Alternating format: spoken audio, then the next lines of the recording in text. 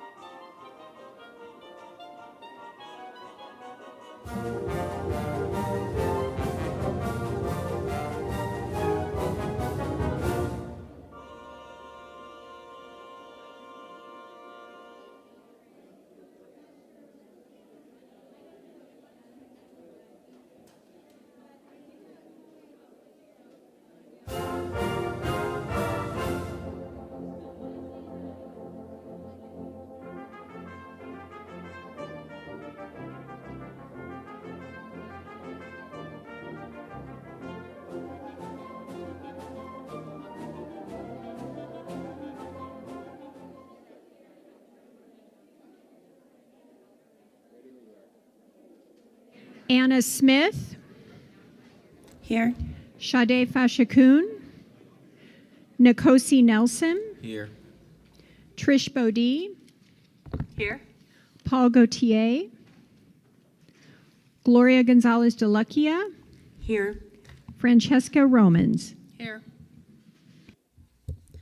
It is 6:17 p.m. and with a quorum of the board present, I call this meeting of the Leander ISD Board of Trustees to order. It is my pleasure to welcome Corolla Elias, did I say, to lead us in the pledge tonight. She is a second grader road runner at Reed Elementary. Just come right up here, Corolla, and press the green.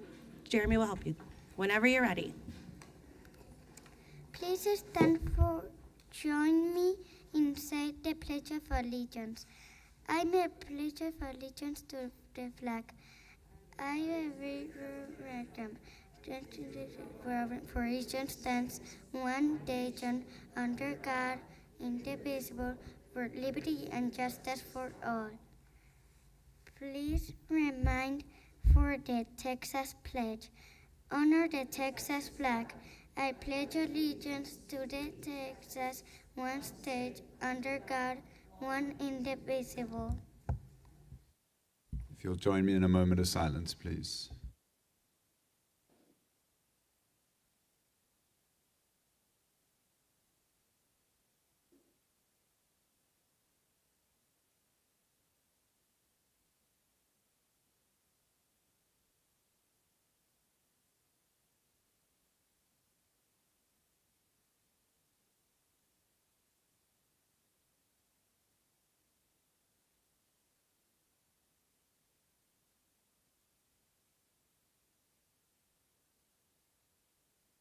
Thank you. Thank you again to Corolla. We appreciate you, and we look forward to hearing more from your school during our next agenda item, which brings me next to our Spotlight on Learning, and we are excited to share our Spotlight on Learning with Reed Elementary.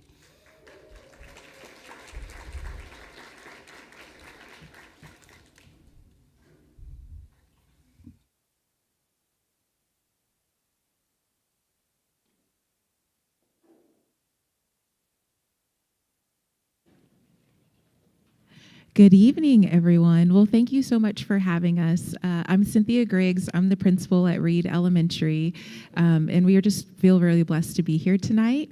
I am also here with two of our students who are going to share about the beauty of being bilingual and our dual language program. So this is Bernie. She's a fourth grader at Reed, and then this is Nina. She's a fifth grader at Reed, and then this is our assistant principal, Mr. Melendez.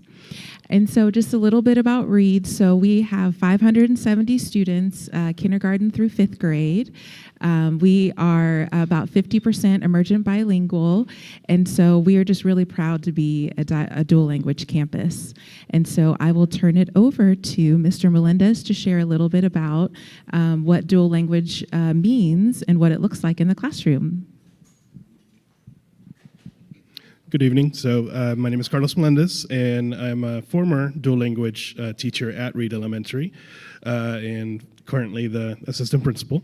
And so one of the things that makes dual language special at Reed is we help pioneer the dual language program at Fort Leander ISD.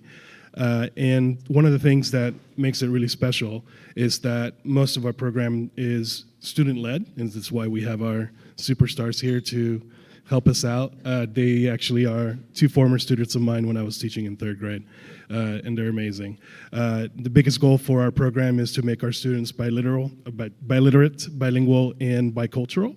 And so I don't think you really want to hear any more from me. We want to hear from the stars. So I'm going to hand it over to Nina. She's in fifth grade. Hi, I'm Nina Hernandez, a fifth grade student. I've been at Reed Elementary my whole school life, since pre-K to this last elementary year, and I've been loving it. Being a bilingual student at Reed has been amazing. I've had the best teachers from different regions that taught me different subjects, combining both languages and making me learn a bunch of new words and ways of thinking and express myself, and the capacity to change from one language to another easily.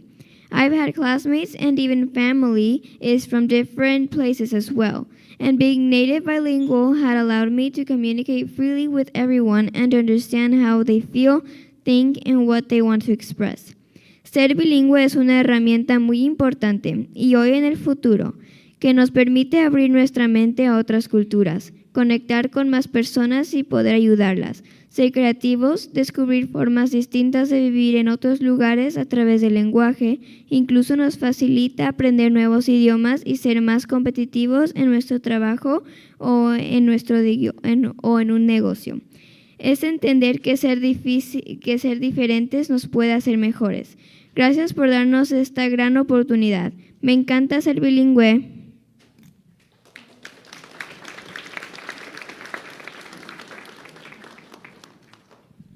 Hello, my name is Bernie, and I'm proud of being in the bilingual program because I get to help my partner, and she helps me too with translating and all of that things. And in the future, if I go to a job and they only speak English, I already know the language, so it's like a superpower. Well, thank you so much for having us here this evening. We consider it an honor to be a bilingual campus, and have a great evening. Can y'all just stay up there so we can get a picture? Okay. Board members, line up for a picture.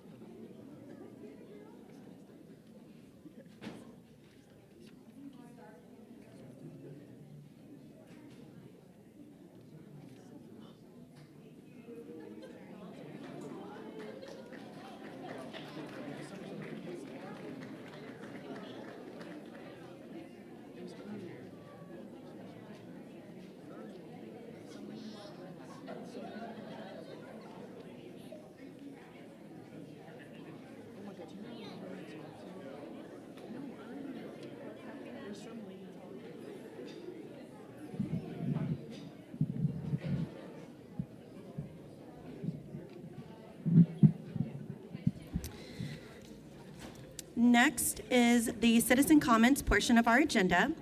The board appreciates the community's engagement in tonight's meeting and the valuable input provided through citizen comments.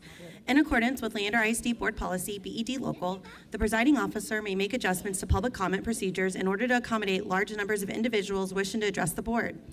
This evening, we have 47 individuals signed up to speak, in addition to a lengthy list of topics for the board to consider.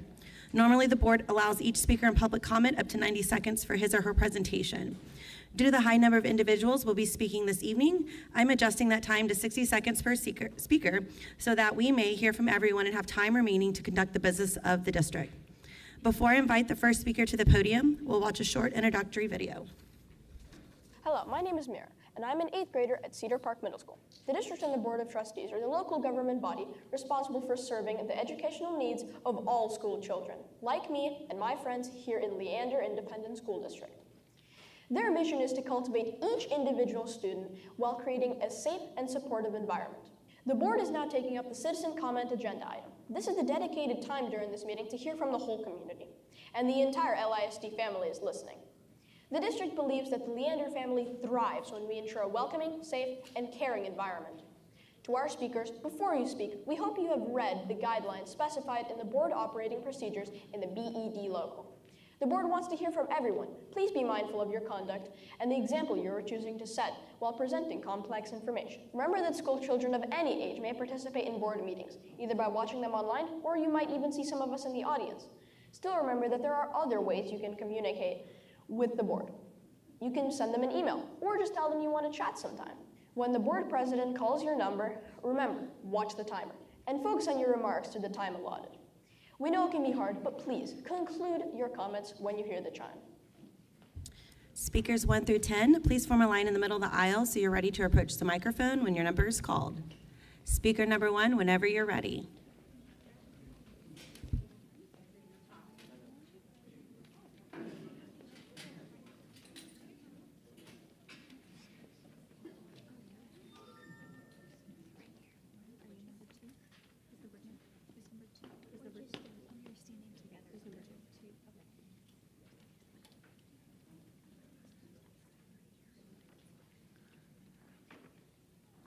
Speaker number 1, whenever you're ready. I'm Cecily. I'm a 4th grader at Cypress. I'm here because I don't want Cypress to close. Cypress is special because I am able to walk to school. I love going to performing arts. I like acting and performing arts. I like garden club, which I don't think they have at Nauman. Also, I want my brother Owen to have an experience at Cypress too. He is 2 years old. I think he would love PE at Cypress. We have very fun coaches. Please don't close Cypress. Thank you for listening. Thank you, Speaker 1. Speaker number 2.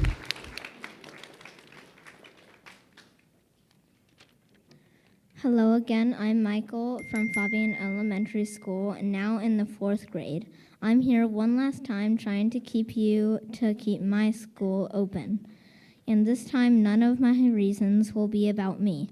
Instead, all of them will be for my teachers, staff, and special teachers. Coach Stokes has been here since I've been in kindergarten, and I know that he's been here longer than that because I've heard it from other staff members. And I also know that my 3rd grade teacher, Miss Flores, has been teaching at Fabian for over 20 years. My 4th grade teacher, Miss Badaluna, says, and I quote, that she has achieved her lifetime dream to be working at Fabian Elementary. And these are just 3 examples of lots and lots of staff members that have taught, worked, and gave it all they got at my school.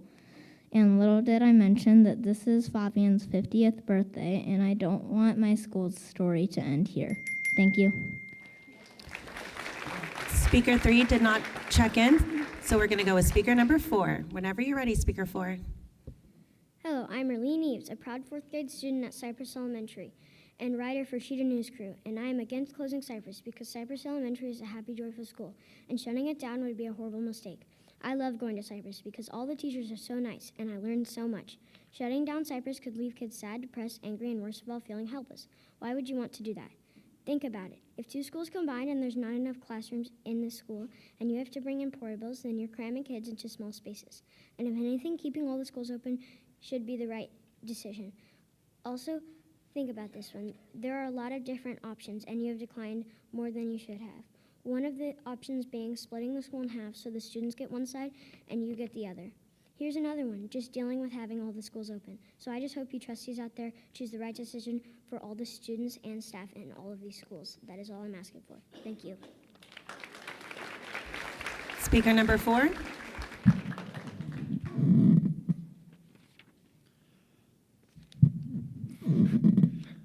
Good evening, Dr. Gearing and members of the Board of Trustees. My name is Andrew Collins. I'm a junior at Vista Ridge High School, a proud member of the Vista Ridge lacrosse team, and vice chair of the Team Brock Junior Committee.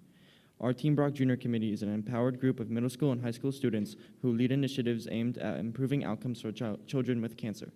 Our goal is not to only raise money for new cancer treatments and awareness that kids do get cancer, but also to ensure that these brave warriors feel supported and included in their community.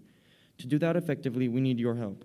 Our ask is that you encourage every school in LISD to host Gold Out events each September in honor of Childhood Cancer Awareness Month and to celebrate local childhood cancer warriors. Events like Gold Out Games and Gold Out Spirit Days send out a powerful message that these kids are more than just statistics, that they matter. Thank you. Speaker number 5. And before you begin, speaker number 5, hold on. Can I get speakers 11 through 16 to please come up? Speaker number 5, whenever you're ready. Hello, my name is Audrey Clements. I'm a freshman at Rouse High School, a member of the freshman volleyball team, and the volunteer chair for the Team Brock Junior Committee. In my role, I help coordinate student volunteers for Gold Out events across elementary, middle, and high schools. My job is to make sure every event has the support it needs to bring each school's Gold Out vision to life. This year, we're proud to have 11 districts participating in the Gold Out events, including Glen and Rouse High Schools, Danielson, Stiles, 4 Points, Henry, Leander, Running Brushy, and Wiley Middle Schools, and Parkside and Rutledge Elementaries. And even though September is almost over, our work is just beginning. We're already looking ahead, and we'd love to help the board's help. We're asking you to encourage student councils, faculty, and leadership teams to connect with our junior committee to start planning Gold Out events for next year. Together, let's turn all of Leander ISD gold. Speaker number 6. Good evening. My name is Sebastian Holt, and I'm a soccer player and a junior at Vista Ridge High School. I joined the Team Brock Junior Committee because I know firsthand the fear of hearing that someone you might love have cancer. When my little brother Eli was just 2 years old, he started having seizures, and doctors found a mass in his brain. Thankfully, it was benign, and today Eli is a healthy 4th grader at Aiken Elementary. But that terrifying experience left a lasting impact on me. It inspired me to do something to support other families and kids who don't always get the same outcome. Each year, over 15,500 kids under the age of 19 are diagnosed with cancer in the U.S., making it one of the leading causes by death by disease in children. And while survival rates have improved, more than 2/3 of survivors face serious long-term health issues from their treatment. We're asking the LISD board to help us spread awareness by encouraging every school to go gold in September. These kids deserve better, and it starts in our schools. Speaker number 8. Hello, my name is Ashton Wallace. I'm a 9th grader at Rouse High School, a member of the freshman volleyball team, and a new member of the Team Brock Junior Committee. Like many of us, I have friends and family who've battled cancer, and that's inspired me to raise awareness that kids get cancer too. Students don't understand why kids get cancer any more than adults do, but through a strong partnership with our schools, the Team Brock Junior Committee is working diligently to empower students to make a change in the lives of cancer warriors in our communities. We believe that when something difficult happens, it's crucial to stand up, fight back, and build a supportive community that drives change. For the past 3 years, we've helped campuses host Gold Out Games and Spirit Days that make students battling cancer feel seen and supported. But these events don't just raise awareness, they foster empathy. Kids who've lost siblings feel safe talking about it, survivors feel celebrated, and peers gain a deeper understanding of what it means to support one another. Thank you. Speaker number 9. Good evening. My name is Carly Collins, and I'm a 9th grader at Vista Ridge High School and an all-around volleyball player on the Vista Ridge freshman team. When I was just 5 years old, I lost my friend Brock Fleming to pediatric cancer. At the age, grief was a hard emotion to understand, but over time I learned talking about Brock, raising awareness that kids do get cancer, and working towards a goal helped me heal. It also made me realize how important it is for other kids going through similar experiences to be able to talk about childhood cancer and to know that you're not alone. That's why I'm here tonight asking the board to help encourage every school in LASD to go gold next September. In doing this, you're not just supporting events, you're helping start conversations, raise awareness, and create a sense of community for kids who need it most. For those of you listening, if your school is interested in participating, please visit teambrock.org for more information on how to get involved. Thank you. Speaker number 10. Hi, my name is Ava Turbay, and I'm a freshman at Rouse High School and the center on Rouse JV1's volleyball team. I joined Team Brock Junior Committee because cancer has touched my school community, and I want to see more support from my friends. To do that, our junior committee partners directly with student codes and other leadership groups to share the importance of going gold in September and giving them actionable ideas to turn our school campuses gold. These ideas include hosting gold out games, promoting awareness through school announcements and newsletters, hanging gold-themed signs and decorations in hallways, and encouraging gold spirit wear days. But we don't just offer ideas. We work side by side with students to make them happen. Just as schools go pink every October to support breast cancer awareness, we're asking them to go gold in September. After all, students my age don't get breast cancer, they get childhood cancer. If you're a principal, coach, student co-sponsor, or student who wants to see your campus go gold, please contact us at teambrock.org. Thank you, Dr. Ewing and members of the board, for giving our committee the opportunity to speak tonight. Speaker number 11.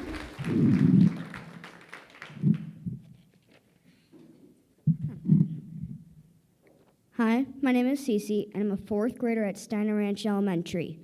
SRE isn't just a school, it's where I grew up learning, making friends, and feeling safe. It's my second home. If you close Steiner Ranch Elementary, I'll have to move to a new school for only 1 year before moving again for middle school. And if Canyon Ridge closes too, that could mean 4 different schools before I even reach high school. Imagine what that does to a kid, always starting over and never feeling settled. We're told this is about saving money, but schools are not just numbers on a spreadsheet. Each one is unique, each one is a family, and families should not be broken apart. Please don't take away our home. Please keep SRE open, because strong communities aren't built by closing doors. They're built by keeping them open. Thank you. Speaker number 12. Good evening. I'm the parent of a fourth grader at Cypress and a future Cypress cheetah. Board members, I have many questions about the future use of the Cypress building if the school is closed. Why is a professional development building a priority in this time of budget crisis and in the age of online and virtual trainings? How much will it cost to repurpose the building and run it? Would our 2023 bond money be used? In this time of budget crisis, additional funding for professional development is a luxury, not a need. Our money should be used as much as possible for schools and direct services to students. According to the district estimates, closing Cypress would only save about $600,000 compared with using a small school model. If the district begins open enrollment, Cypress, as an A-rated beloved school, would be the type of school to attract transfer students. Do not close our thriving school to save a mere $600,000 without having a thoughtful plan for the Cypress building. Board members, please ask these questions tonight. We're depending on you. Thank you. Speaker 13 did not check in, so we're going to go with Speaker 14. And before you begin, Speaker 14, can I please get Speaker 17 to 22 to line up? Whenever you're ready, 14. Good evening. First, I'd like to thank the Board of Trustees for the questions and comments you brought to the workshop last week. Anna, you mentioned Fabian specifically in your comments of how rumors affect our schools, and said how you couldn't imagine being at a school where every year you're wondering, is this the year they close us? I can tell you that it's exhausting, it hurts morale, and perpetuates a cycle of declining enrollment. Cypress parents have mentioned seeing a quantifiable decline just since the presentation on May 29th. Now imagine you've had those rumors circulating about your school for not months, but years. I absolutely want to keep my school open, and I'm concerned that without any real meaningful action or meaningful commitment from the district to our school, that we won't be able to get out of this cycle of rumors. The landscape of enrollment at Leander ISD is changing across the district. This isn't just about our 3 schools. We need you to push district leadership to be innovative. Thank you. Speaker number 15. Hi, I wanted to use my minute tonight to present you with the 148 letters from our community. Our neighbors and community members have written their thoughts, suggestions, and concerns regarding the upcoming decision and direction of the district. As we know, writing anything is a feat nowadays, so hopefully that these individuals took the time to write these letters shows you the dedication we not only have to save our schools, but also engage as a community. I would also like to present the signature total for our petition, which has 2,576, which is 5 more than this morning. Each of these signatures represents an email you have received, which I do apologize. However, I also wanted everybody, as a community, we wanted to have your emails flooded with the concerns and the engagement of our community so that you guys knew that while we can be a pest, we also can be a help, and we want to be part of the solution. So we appreciate your time and taking all the extra time to talk about what's going on as a community, and we thank you. Speaker number 16.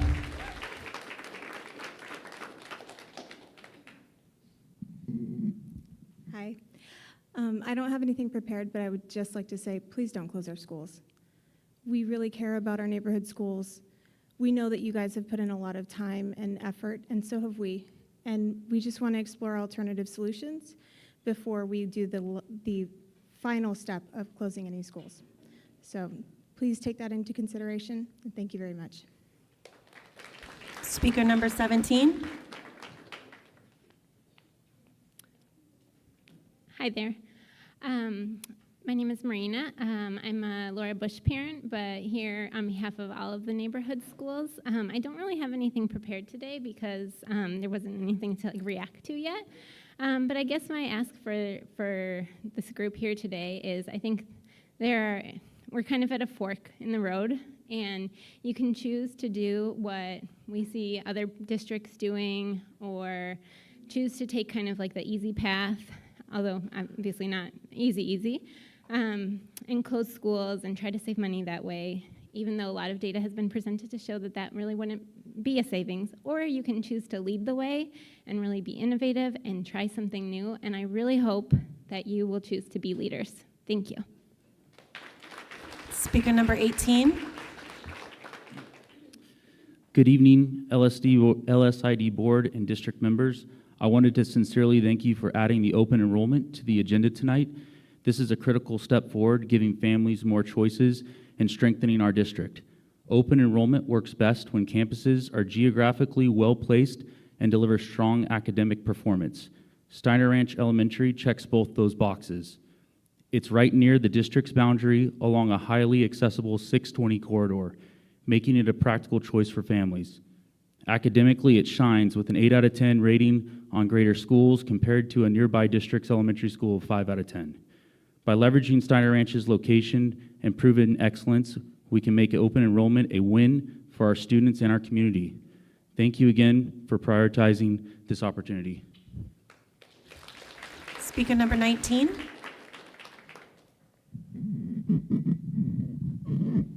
Good evening, and thank you for letting me speak tonight. Neighborhood schools are load-bearing walls in our community. About half the students at Steiner Ranch Elementary walk to school. Closing the school will force these students on the buses, longer commute times, and more safety risks for our students. Open enrollment, though, can help solve this solution. We have an A-rated school at the front of our community next to another district. This is a great opportunity for this board to take charge and open up enrollment and attract new students to our community. I've lived through consolidation. Rushed, under-designed plans hurt children, and communities will be harmed. Tonight's closure presentation wasn't even released in advance. That's not transparency. Stop this plan now, engage families, protect walkability and safety. Don't let closing schools be this board's legacy, and keep Steiner Ranch Elementary open. Thank you. Speaker number 20, but before you begin, 20, can I please get speakers 23 to 28 to please line up? And 20, whenever you're ready. All right. Good evening. Hey, look, so I just want to talk about the recalibration potential of LISD. So PASA shows 10% of students are outside the school district for a variety of reasons. 50,000 student population, 10%, 5,000 kiddos, $6,000 per student from the state of Texas, $30 million.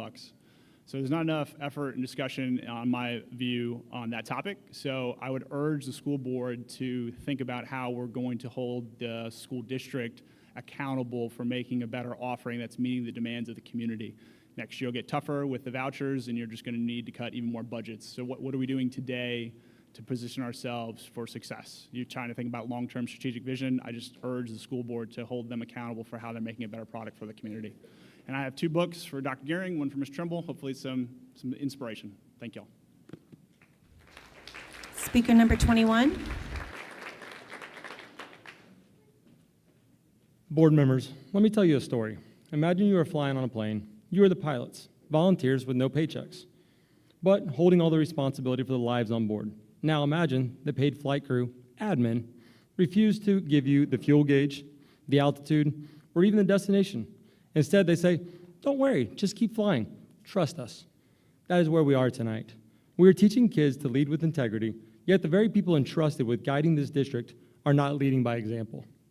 They hand you cloudy numbers, half-finished ideas, and then expect you, the volunteer board, to shoulder the blame when the public pushes back. Planes crash without instruments, schools fail without real data. Do not let admin clip your wings by keeping you blind.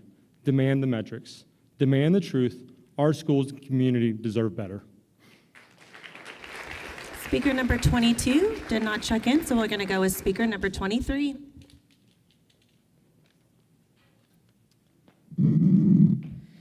Hello again. As our district faces changing demographics, the decision you make now will set precedent for years to come. That's why it is so important to establish clear, consistent criteria for evaluating smaller schools. Our community continues to disagree with the new definition of functional capacity, but we can all agree enrollment is lower at many schools across the district. The real question is, how will the district pivot to efficiently operate these smaller schools? There are 9 elementary schools with smaller enrollment than Cypress Elementary. 9. Your path forward will not only affect our campus, but many others across Leander ISD. Thank you for asking the hard questions and exploring innovative strategies for revenue generation and cost savings, so closing schools is not the first solution. Our entire community is depending on your leadership. Thank you. Speaker number 24.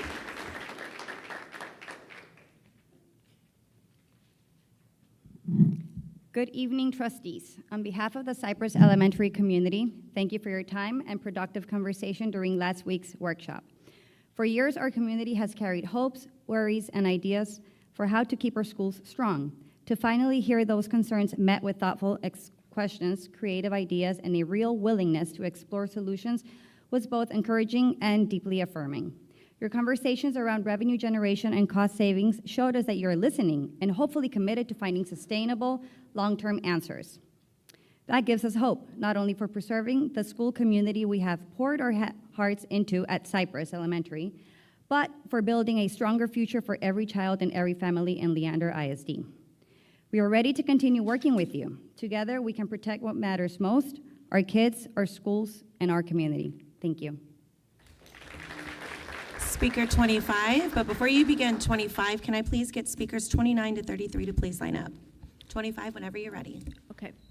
Good evening. If you wanted to close an academically successful and financially efficient school like Cypress Elementary, then you would need real reasons to back up that decision. You don't have any real reasons. You have a bizarre and arbitrary analysis of teacher seniority, along with new and contrived artificially increased capacity to create the illusion of low enrollment. These numbers are laughable at best, and the parents have proven this fact. Another bizarre and arbitrary reason you have to close our A-rated Cypress Elementary is that the parking lots would be good for admin offices. It's time to put the children and taxpayers first. Don't send elementary students to portable buildings on overcrowded campuses so that your admins can have good parking at Cypress Elementary, please. Thank you. Speaker number 26. Good evening. On behalf of our school community, I want to sincerely thank the board for listening to our feedback and concerns with such care. We recognize the time and effort you've dedicated not only to hearing us, but also to asking thoughtful questions and seeking clarity. Your willingness to take the time needed to weigh the long-term impact of your decisions rather than rushing into one that could be irreversible means a great deal to us. We appreciate your dedication to finding solutions that truly serve our students, staff, and families, both now and in the future. Thank you for your commitment to working with us, for your openness, and for valuing the voices of our community. Speaker 27 did not check in, so we're going to go with Speaker 28. I'm Dr. Fu, mother of two, resident of Steiner Ranch. I'm here tonight to strongly oppose the repurposing of Steiner Ranch Elementary. It doesn't make any sense financially or logically.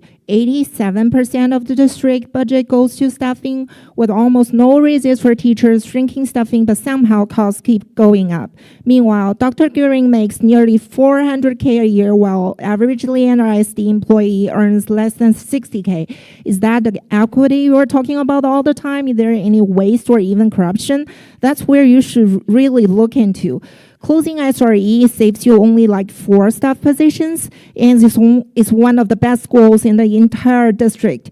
Austin ISD is closing low-performance under-enrolled schools, but here you're chasing down by the best schools. That is absurd. So bravo, Dr. Green, for someone who makes that much taxpayers' money. We expect leadership, competence, and vision. Repurposing SRE is none of those things. Our children deserve better. Thanks. Speaker 29 did not check in, so we'll go with Speaker 30. And before you go, 30, can I please get Speaker 34 to 39 to please line up? Whenever you're ready, 30. Thank you. My name is Casey Parker. Good evening. Our community listened carefully at the last meeting to understand the complex challenges you face, and we thank you for that discussion.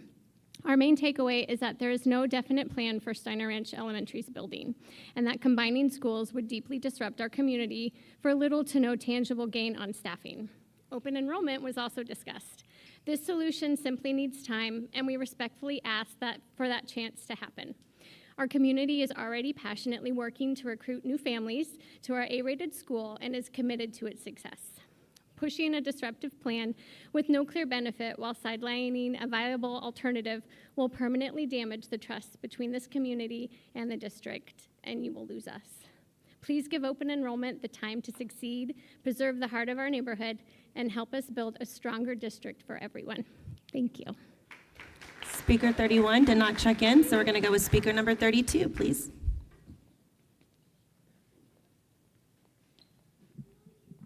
Good evening, trustees. On behalf of Cypress Elementary parents, teachers, and staff, thank you. Last week's workshop gave us something we've been waiting for, real dialogue. Your thoughtful questions and bold ideas showed us that you are listening and that you're serious about finding solutions that protect our kids and our schools. For years, we've asked for sustainable answers. Hearing you explore revenue opportunities and cost savings with genuine openness was both affirming and inspiring. It tells us that together we can preserve the school communities we've built and build a stronger future for every student in LISD. We are ready to keep working with you. Let's move forward together. Thank you. Speaker number 33 did not check in, so we're going to go with Speaker number 34. After last week's meeting, many of us left hopeful. We finally heard solid alternative ideas to address the budget challenges, and we saw that there's information that still needs to be gathered to shape the best long-term solutions. It felt like a step in the right direction. The district needs a better long-term plan than patchwork closing of schools for short-term gains at immeasurable cost to students. Schools in stabilized areas like Steiner Ranch are strong and meeting student needs. Closing them offers no benefits to students or families. We've been here before. We know that at the heart of it all, we agree in the value of community schools, but we can't repeat past mistakes. Committees with no real influence or graphs filled with hypothetical numbers. Decisions of this magnitude require clear, data-backed plan that families can trust. I also want to stress the Quest program is one of the true highlights of this district. It meets unique needs and sets LISD apart. Cutting it would only make the problem worse, not solve it.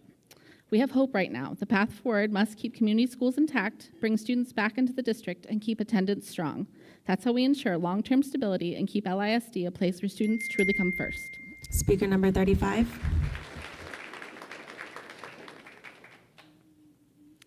Good evening. I want to thank you for the conversation at the September 9th meeting. For the first time in a long time, there was a moment to ask hard questions and recognize that trust has been lost. That moment matters, and I urge you, don't let it be the last. Keep having those conversations, because what's at stake is more than numbers. It's people. It's teachers who have dedicated decades of their lives to SRE. That kind of loyalty and love can't be programmed into a spreadsheet. It's rare, it's powerful, and it's what makes SRE a true community. That consistency saves the district money. It protects our most vulnerable students. Why would we ever dismantle something that works so well? In a time when so many districts are forced to cut back, imagine if LISD was the one that chose differently. Imagine being the district that leads with heart, the one others look to as a model, not for closing doors, but for keeping them open. Please choose to protect what's working. Choose community. Thank you. Speaker number 36.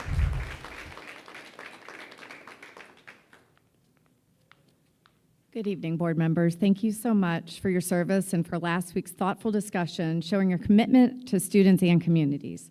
Before an irreversible decision like school closure is made, I respectfully urge the board to ensure that every potential revenue-generating and cost-saving measure is fully vetted and transparently considered. There are significant, less damaging opportunities that have yet to be explored. Outsourcing payroll alone could save $10 to $12 million annually, while improving compliance and reducing error risks. Other ideas like selling ad space on buses and increasing prices on the millions of athletic tickets in LISD each year could create new, sustainable revenue streams without impacting classrooms or community identity. To date, our community has seen no evidence that these less disruptive options have been seriously evaluated. Instead, we've watched the process move immediately to the most damaging option for children. Our community deserves to know that no stone has been left unturned before decisions are made that could permanently reshape our schools. Please commit to thoroughly exploring these alternatives with the same Speaker rigor. 36. Thank you. Speaker number 37. And before you begin, 37, can I please get the last line of speakers, 40 through 47, to line up? Whenever you're ready, 37. Good evening, Board of Trustees. On behalf of the Cypress Elementary community, our parents, our teachers, and staff, I want to extend a heartfelt thanks for your time and your thoughtful engagement during last week's board workshop.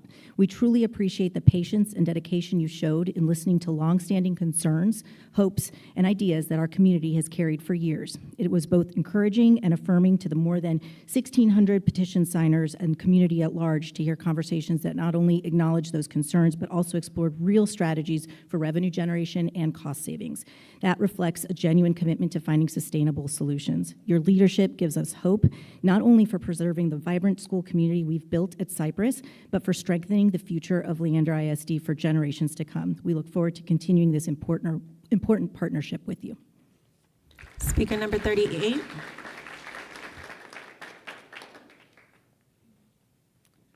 I'd like to spend my minute asking a few questions. At the last workshop, Dr. Gehring presented an entire tool belt of alternatives to consolidation, many of which are obviously less harmful to the student experience. If the student experience is truly your priority, shouldn't these avenues have been explored in earnest before proposing specific consolidation pathways?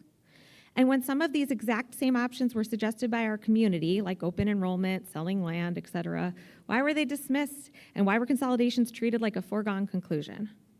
And lastly, if the board agrees with the community that a better process is necessary, as they indicated at the last workshop, and if Dr. Gehring is amenable to developing one, as he indicated at the last workshop, why is an October vote on consolidations still the public plan and position of this administration, despite Dr. Gehring explaining that developing such a process would take months? All our community has asked for from the start is a transparent process, honest communication, and genuine engagement, and unfortunately, this mixed messaging still feels deliberately misleading. Thank you. Speaker number 39. Good evening. My name is Kim Ofke, and I'm a proud parent of 2 children at Steiner Ranch Elementary.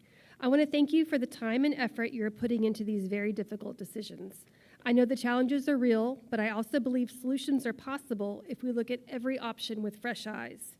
Before any school is closed, I ask that the board insist on receiving full and transparent information about district costs, including whether outsourcing payroll could provide significant savings. Payroll is one of the district's largest expenses, and in many organizations, outsourcing has proven to save millions while improving accuracy and efficiency. Exploring this option could allow us to protect our classrooms, teachers, and neighborhood schools from closure. Closing schools should always be the very last resort. By gathering all the facts and exploring creative solutions, LISD has the opportunity to lead with innovation, not loss. Our kids deserve stability. Our community deserves transparency. Together, I know we can find a way forward that protects both. Thank you. Speaker number 40.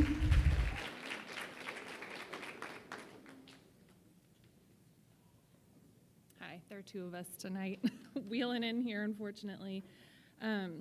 Board members, at the last meeting, many of you expressed valid concerns about repurposing and consolidation. Our community is counting on you not to abandon those questions now.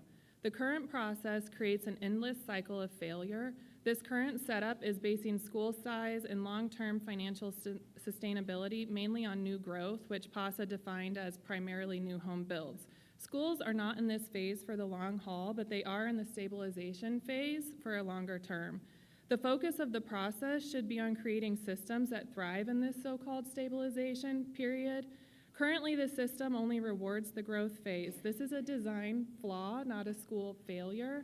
SREs and others slated for closure are A-rated schools. They're not problems to be solved, they're models to be replicated.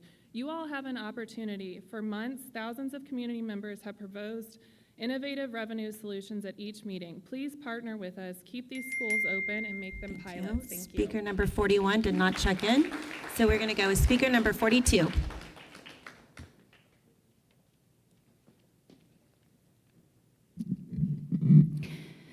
Good evening. Last week, for the first time since May, our community felt heard and listened to, and many of us came into tonight feeling hopeful that the outcomes of that evening would be reflected in tonight's long-range planning presentation and discussion. One of the important parts of last week's discussion for me was when the board and Dr. Gehring spoke about boosting attendance rates, clearly indicated the importance of that endeavor, and asked for the community's help. We heard you, and our amazing campus leadership has already rallied to develop and execute a multi-pronged campaign to boost attendance on our campus, which includes some really fun and lovely ways to engage our students in the effort. Truly meaningful public engagement is a complex endeavor. It requires more than just soliciting feedback on discrete topics as they arise, but creating an atmosphere in which communities can take bottom-up ownership of solutions. By breaking down a district-wide problem into something manageable that each campus can contribute to, you demonstrated leadership and respect for us, and also empowered us to feel helpful in the midst of an overwhelming and frustrating time and process. We welcome more of last week's energy. Thank you. Speaker 40. Thank you, Speaker 42. Speaker number 43. Sorry. Hi, I'm Lindsay, and I'm from Fabian. I wanted to address the comment made during the last citizen comments that merging Fabian with Westside would somehow drag down the ratings and the student experience at Westside. Ratings are just one small snapshot, and they don't often tell the story of a school community. What I see every day as a parent and an IA at Fabian is a campus filled with phenomenal teachers and staff who go above and beyond for their students. I see a community that is deeply invested in helping every child succeed, and I see a magnificently diverse student body that represents so many families, cultures, languages, and experiences, something that truly strengthens us all.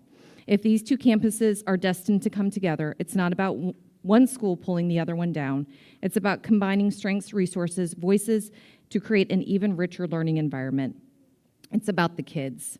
And with that being said, I strongly urge the board not to close Fabian. Please allow us to preserve the incredible community and thriving school that our multicultural families have built together. Thank you.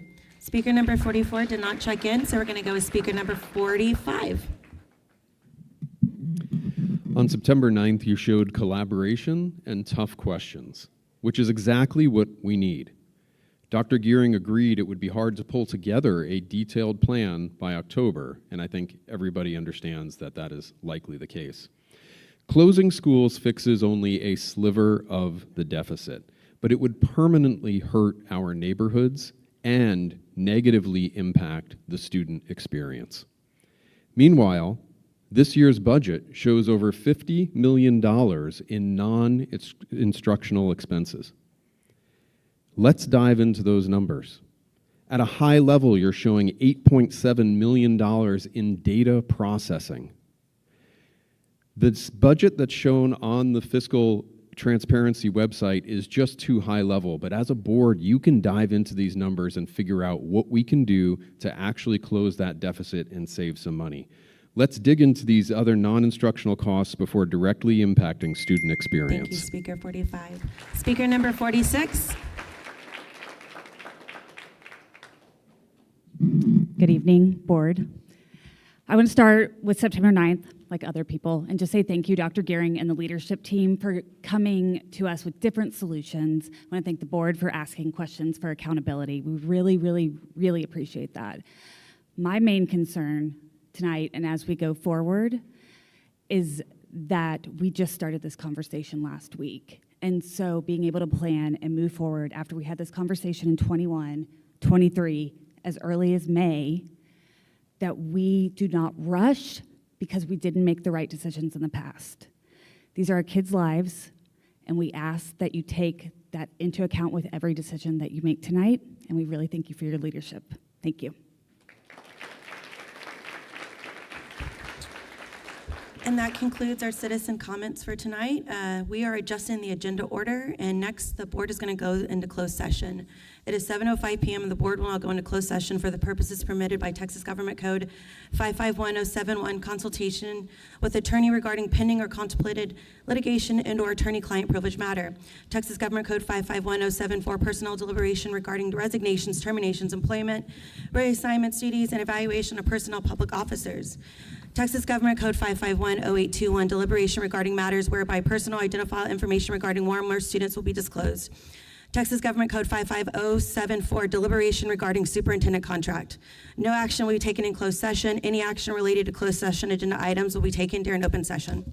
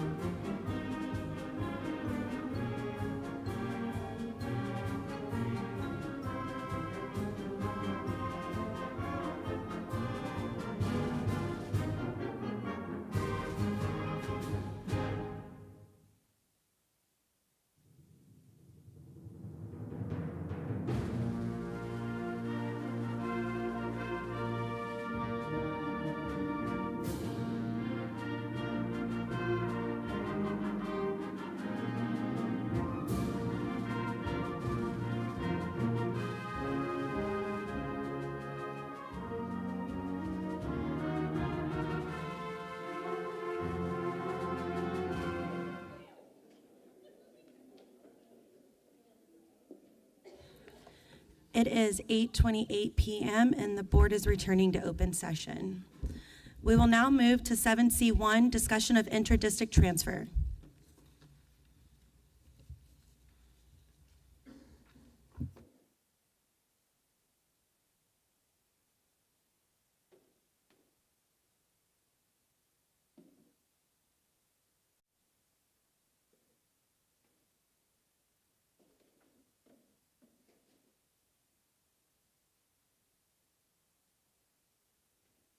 Whenever y'all are ready, take it away.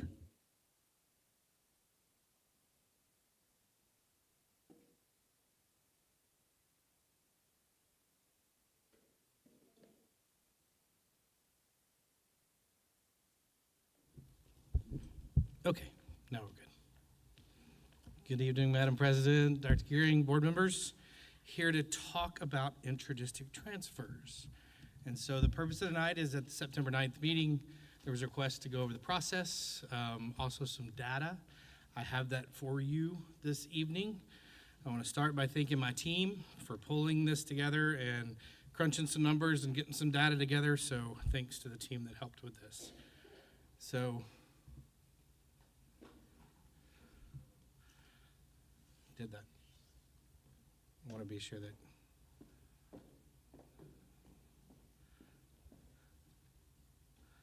I don't know, I think we have the presentation. That was not, yeah, I did not put any Latin in my presentation.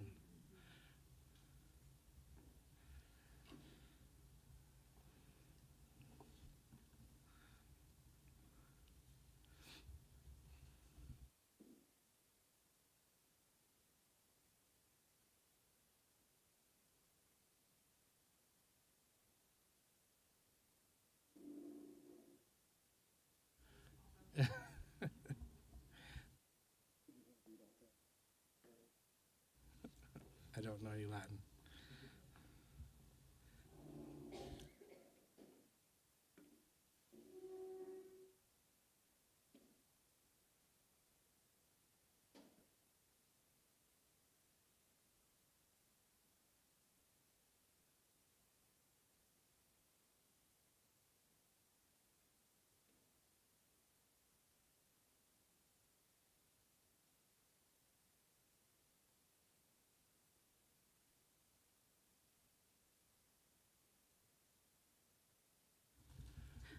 I guess we can, let's just talk about it. Okay, we're building the anticipation.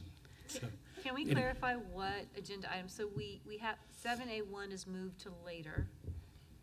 I said we're at 7C1, discussion of inter-district transfer. Okay, so we've skipped over 7A1 and 7B1? Yeah, I'm just following the schedule. Okay. Sorry. I can share the schedule if you'd like. okay, so I'll talk about intra, I-N-T-R-A. That's those that live within Leander boundaries.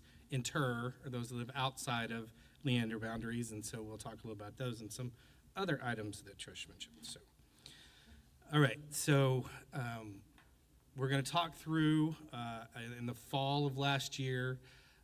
We put together a process improvement effort around student intra-district transfers that you'd be surprised how many stakeholders have seats at the table when we start looking at that. So we had HR, we had Jeremy's team, we had Sprague, we had athletics, fine arts, we had area superintendents, we had campus principals, all came together to talk about what we need to do to make our process better. And so I'm going to talk a little bit about what that was. We met in the fall, ended that process in the fall, and I'll show you those that we installed in the spring when we got into transfer season.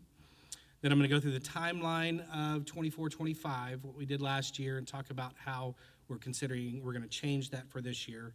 I'll talk a little bit about how it's determined whether a transfer is approved or denied and what goes into that. And then I have some data for the last 2 years that we'll talk about from transfer requests.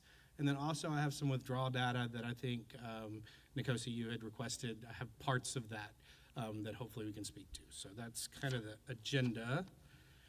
So I'll start with the process improvement effort. So out of that, we created a standalone email address, student.transfers@leanderisd.org, to help keep everything in one place so that that's not going to different spots. We also moved our moratorium, and our moratorium is our campus capacity. So historically, we only did transfers or limited transfers based on whole campus functional capacity. This past year, we moved that into elementary grade levels. Hey, we're up 4. Yeah, right there. So we moved down and put actually moratorium on grade levels in the elementary level.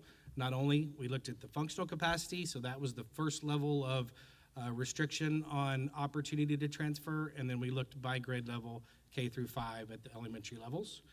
Then we went to determinations, and we shared that before family notifications this year. We shared that with our area superintendents and also with our campus principals so that they knew their ins and outs. Part of the process improvement effort results were better communication with campuses, so we moved that. Historically, we had not done that before. Pre-K and new to district transfers separated out. We used to have all of that in a March window. We then moved that to May, and I'll talk a little bit more about why we did that. We have open enrollment that starts, different open enrollment, sorry. New to district open enrollment, so any of our kinders that are coming into our system, anybody that's moving into the system, they can first enroll for the following year on April 1st. So that opens in April. Well, when we move kinder and pre-K, or historically when we had kinder and pre-K transfers before, we were running into concerns where we would have kinder capacity issues because we didn't know how many kinders were going to register on April 1st. And so we moved that to May to allow for April 1st through May to get our kinder enrollment efforts together to understand better how many kinder we were going to have, and then any of our pre-K4 that were rising to kinder, if there was opportunity for them to choose other campuses for kinder based on where they wanted to go. And so we separated our March currently enrolled kinder through 11th graders from our pre-K4 and moved those to May. Then we separated out our full-time employees. So historically, we have mixed those into our parent choice options. We separated and put that on our Leander website under the employee page to allow that to be, one, more responsive because we get employee transfer requests all year long. Also, when we have moves or we have new to district, new employees that come into our system, they want their kids to go with them. That allows us to keep that separate so that we can process those timely to get them set up as they come into our system. We also moved dual language to our world languages department to allow them to better communicate with their families because they know their kids that are in middle school that are going to high school, or their kids that are in elementary school that are going to middle school. Sorry, not middle to high. We don't have dual language high. But elementary school 5th graders rising to middle school, middle school, which one of those kids are going to continue in the middle school dual language program and which ones are not. And so we wanted to vehicle that through them so that they could communicate with those families to get them set up and prepared. Then we also created a transfers appeals committee that's comprised of principals and assistant principals across our feeders. And when we have situations outside of our transfer windows that arise with kids, we created this committee to be able to hear those, understand those, and make a decision out of whether that transfer should be considered for approval or not. And then lastly, we took the denials off of the campus. They used to come from the campus, and we took those into our office, and so those denials come to us now, so that when those appeals or those kinds of situations arise, we then can better serve them, and the campus is not, without understanding fully the concept, being able to respond to those, and that's not supporting them. All right, so that was installed after the fall of last year's improvement efforts in March of last year. So we did that in January, February, got ready for it, and put it in place. I'll back up a little bit. The whole process starts when we get projections. And so when PASA presents their projections in October, that's when we start to work on moratorium. We start to look at which campuses have capacity and don't. We start to then go down to the grade level. And historically, staffing for principals and campuses goes out before our March window. So with that, because we had several denials this past year because of staffing, and because we had several restrictions, especially at elementary school, due to grade level and staffing restrictions versus functional capacity restrictions, we are now planning to move that, and that's the second bullet on the future improvements. We're planning to move that to January so that we consider transfer requests intra-district, our kids that are zoned, prior to staffing, to better serve, and potentially those campuses that have room in functional capacity are not restricted based on staffing, which is what happened this past year, and has happened historically. So we want to be sure that we can move that in front so that we get a good sense of the number of kids based on projections plus transfer requests to properly staff, so that we don't have a staffing restriction on buildings. We have a functional capacity restriction still, but not staffing. So that's a huge change, and that takes, when we get PASA numbers in October, that timeline between then and opening a transfer window and determining moratorium has been a hindrance before, but we are gonna do it this year. We've been talking about it for a couple of years. It's on the schedule of things to do. We think it's the best thing to do, so we're gonna work really hard to get that done this school year.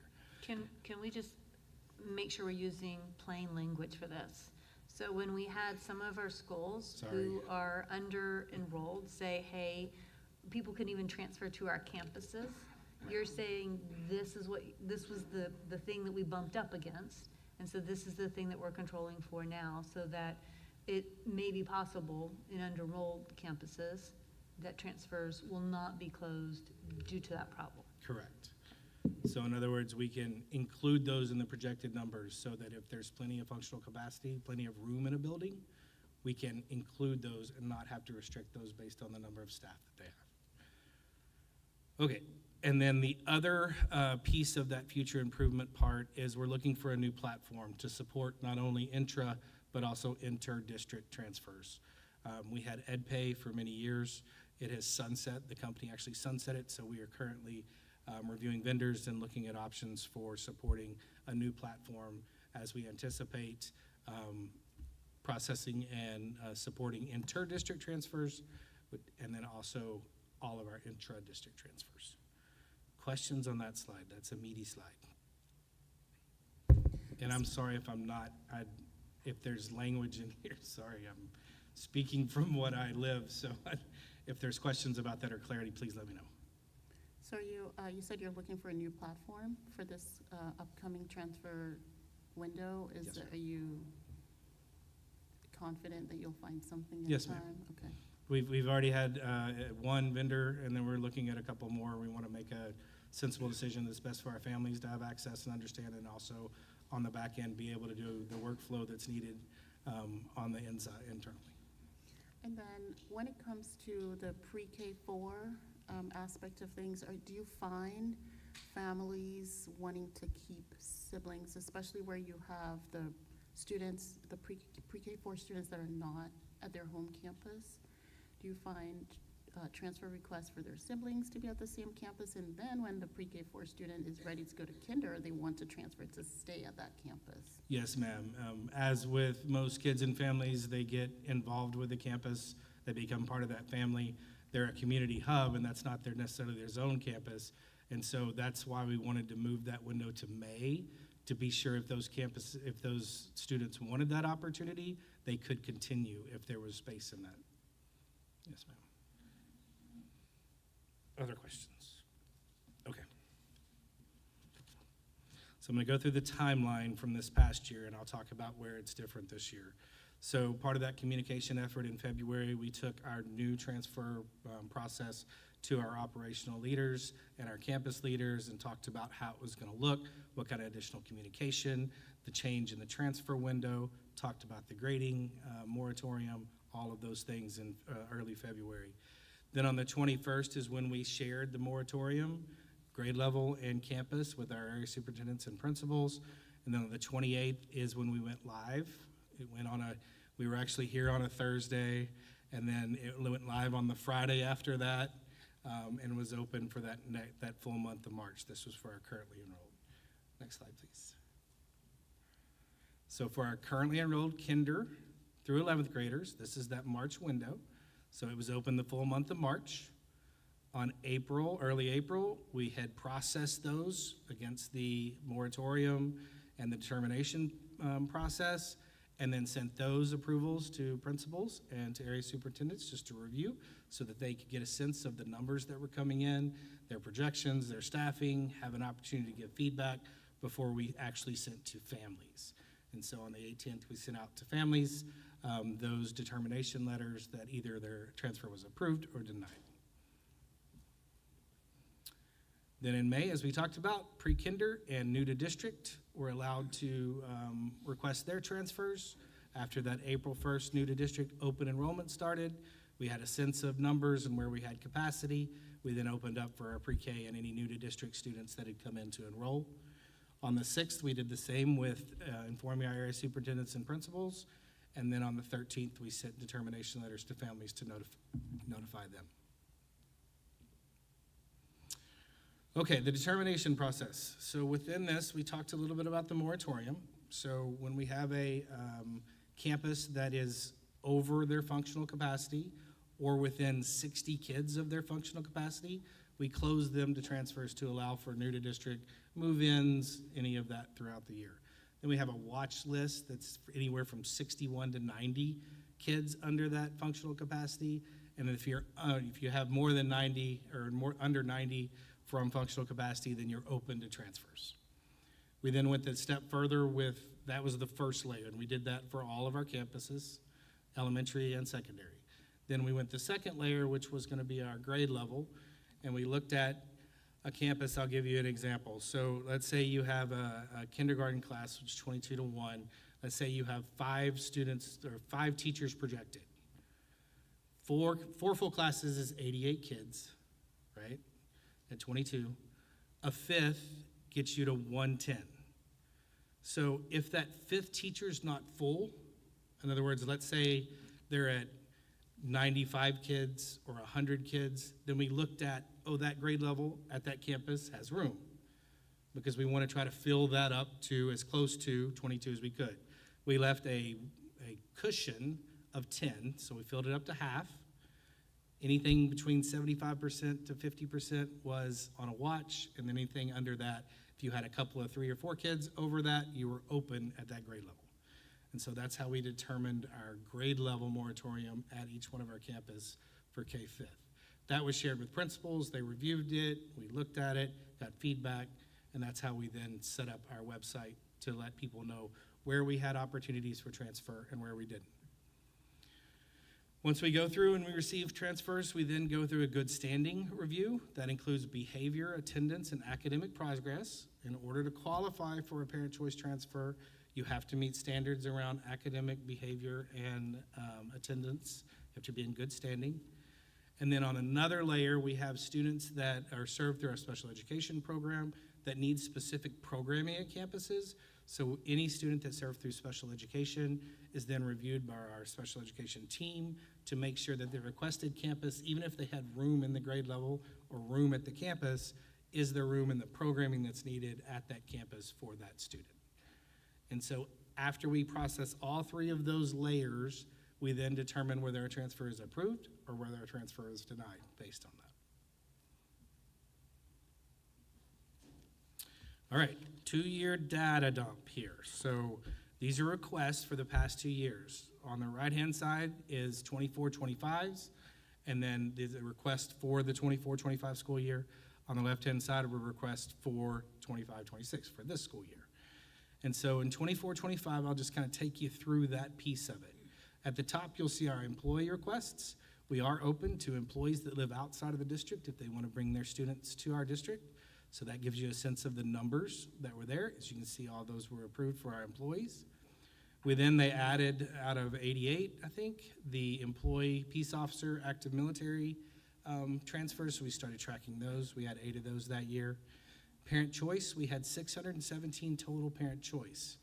Now, for the 24-25 school year, we still had secondary rezone requests to remain in those numbers.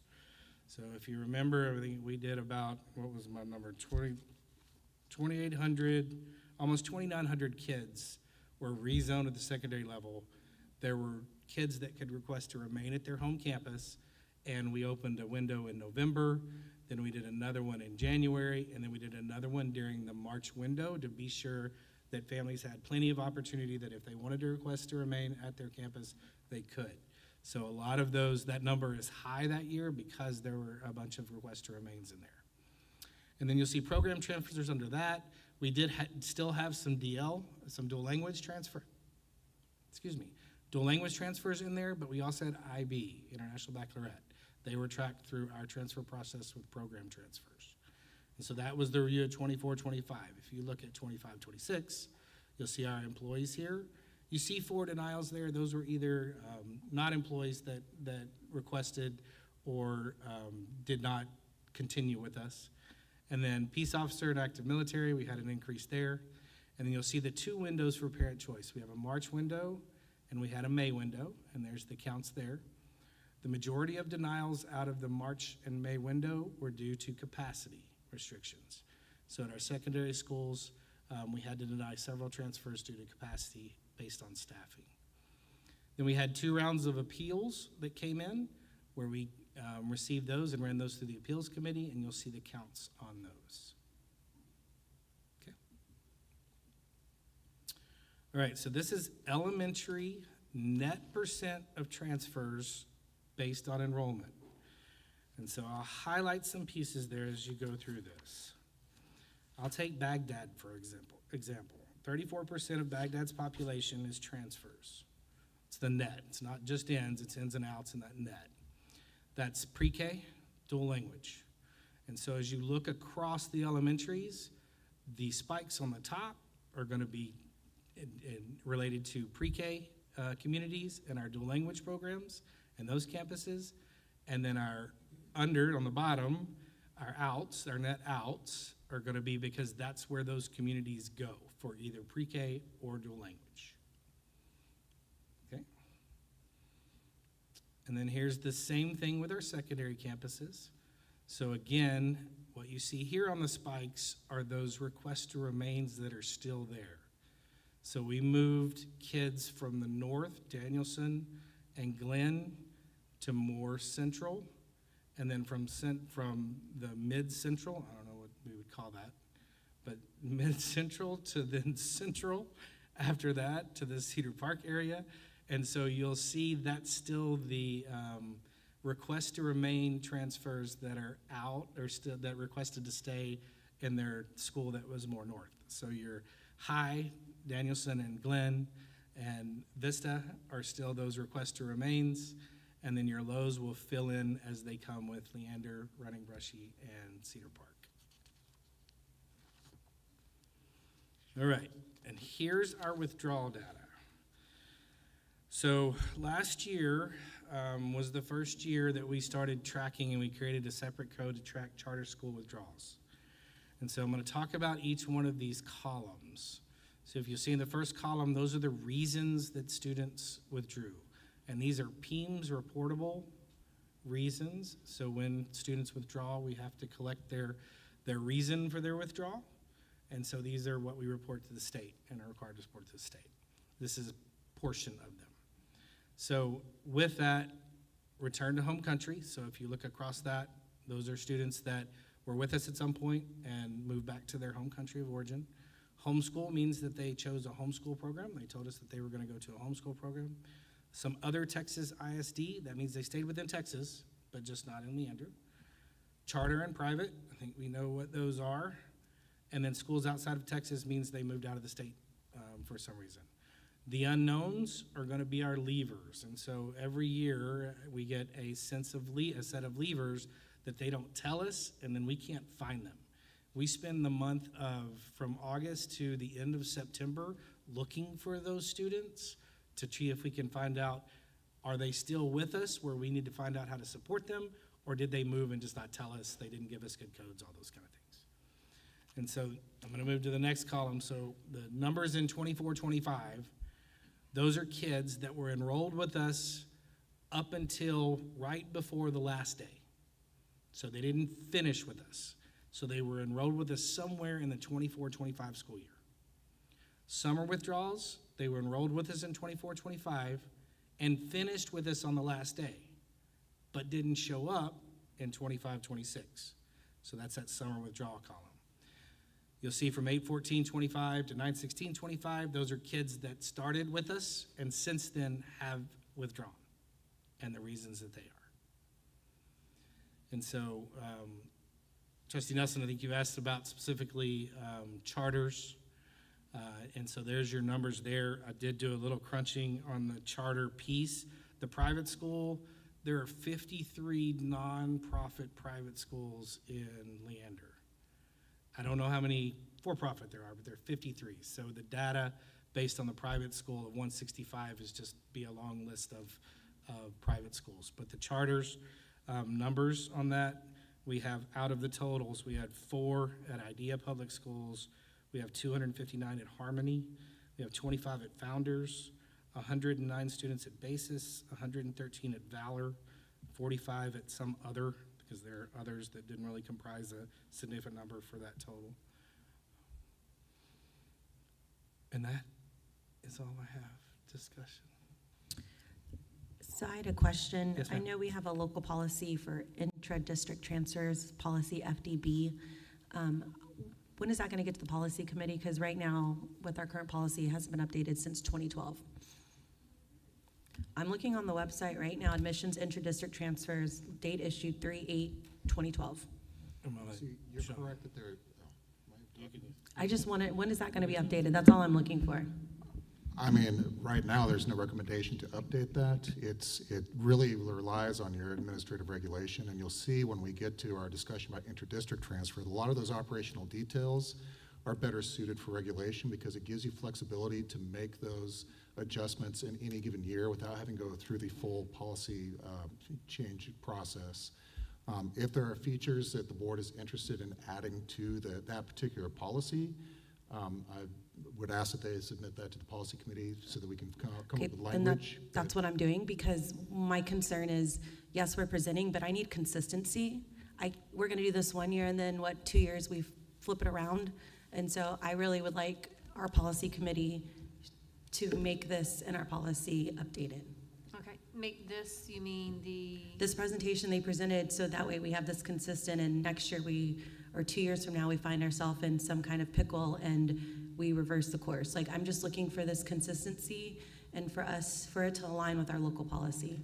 something in our policy will say intra-district transfer considerations will be made prior to staffing? Is it that you're kind of wanting? Or I just want to make Well, I sure mean, the local policy now is like 3 sentences. Right. I read that a little differently, maybe, Trustee Bodie. I'm thinking that maybe it's making sure we have alignment between FDA and FDB. Right now, FDB is very trim. Right. FDA does have some more detail. Right. I think that's something that we can look at as a That's what I'm committee. looking So for. that's what you're looking for is the... Yes, the it needs to be language. clear, so that way if a community needs assistance, they're not having to look back at this board meeting or go through our website. I mean, we tell everyone, look at our local policy, and this is a great example of, hey, here's your policy, this is what we're doing.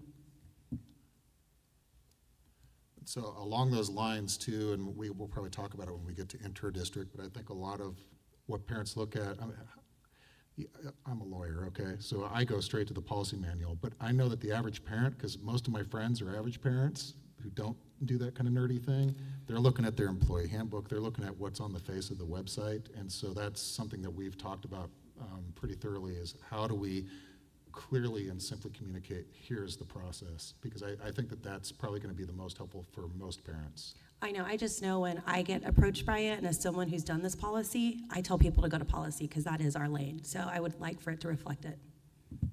Understood, thank you. Yeah, so FDA, I'm pulling it up just to make sure we're all on the same page. FDA and FDB are the ones that you're looking I'm more, right now, because we're on FDB, we're talking about intra-district.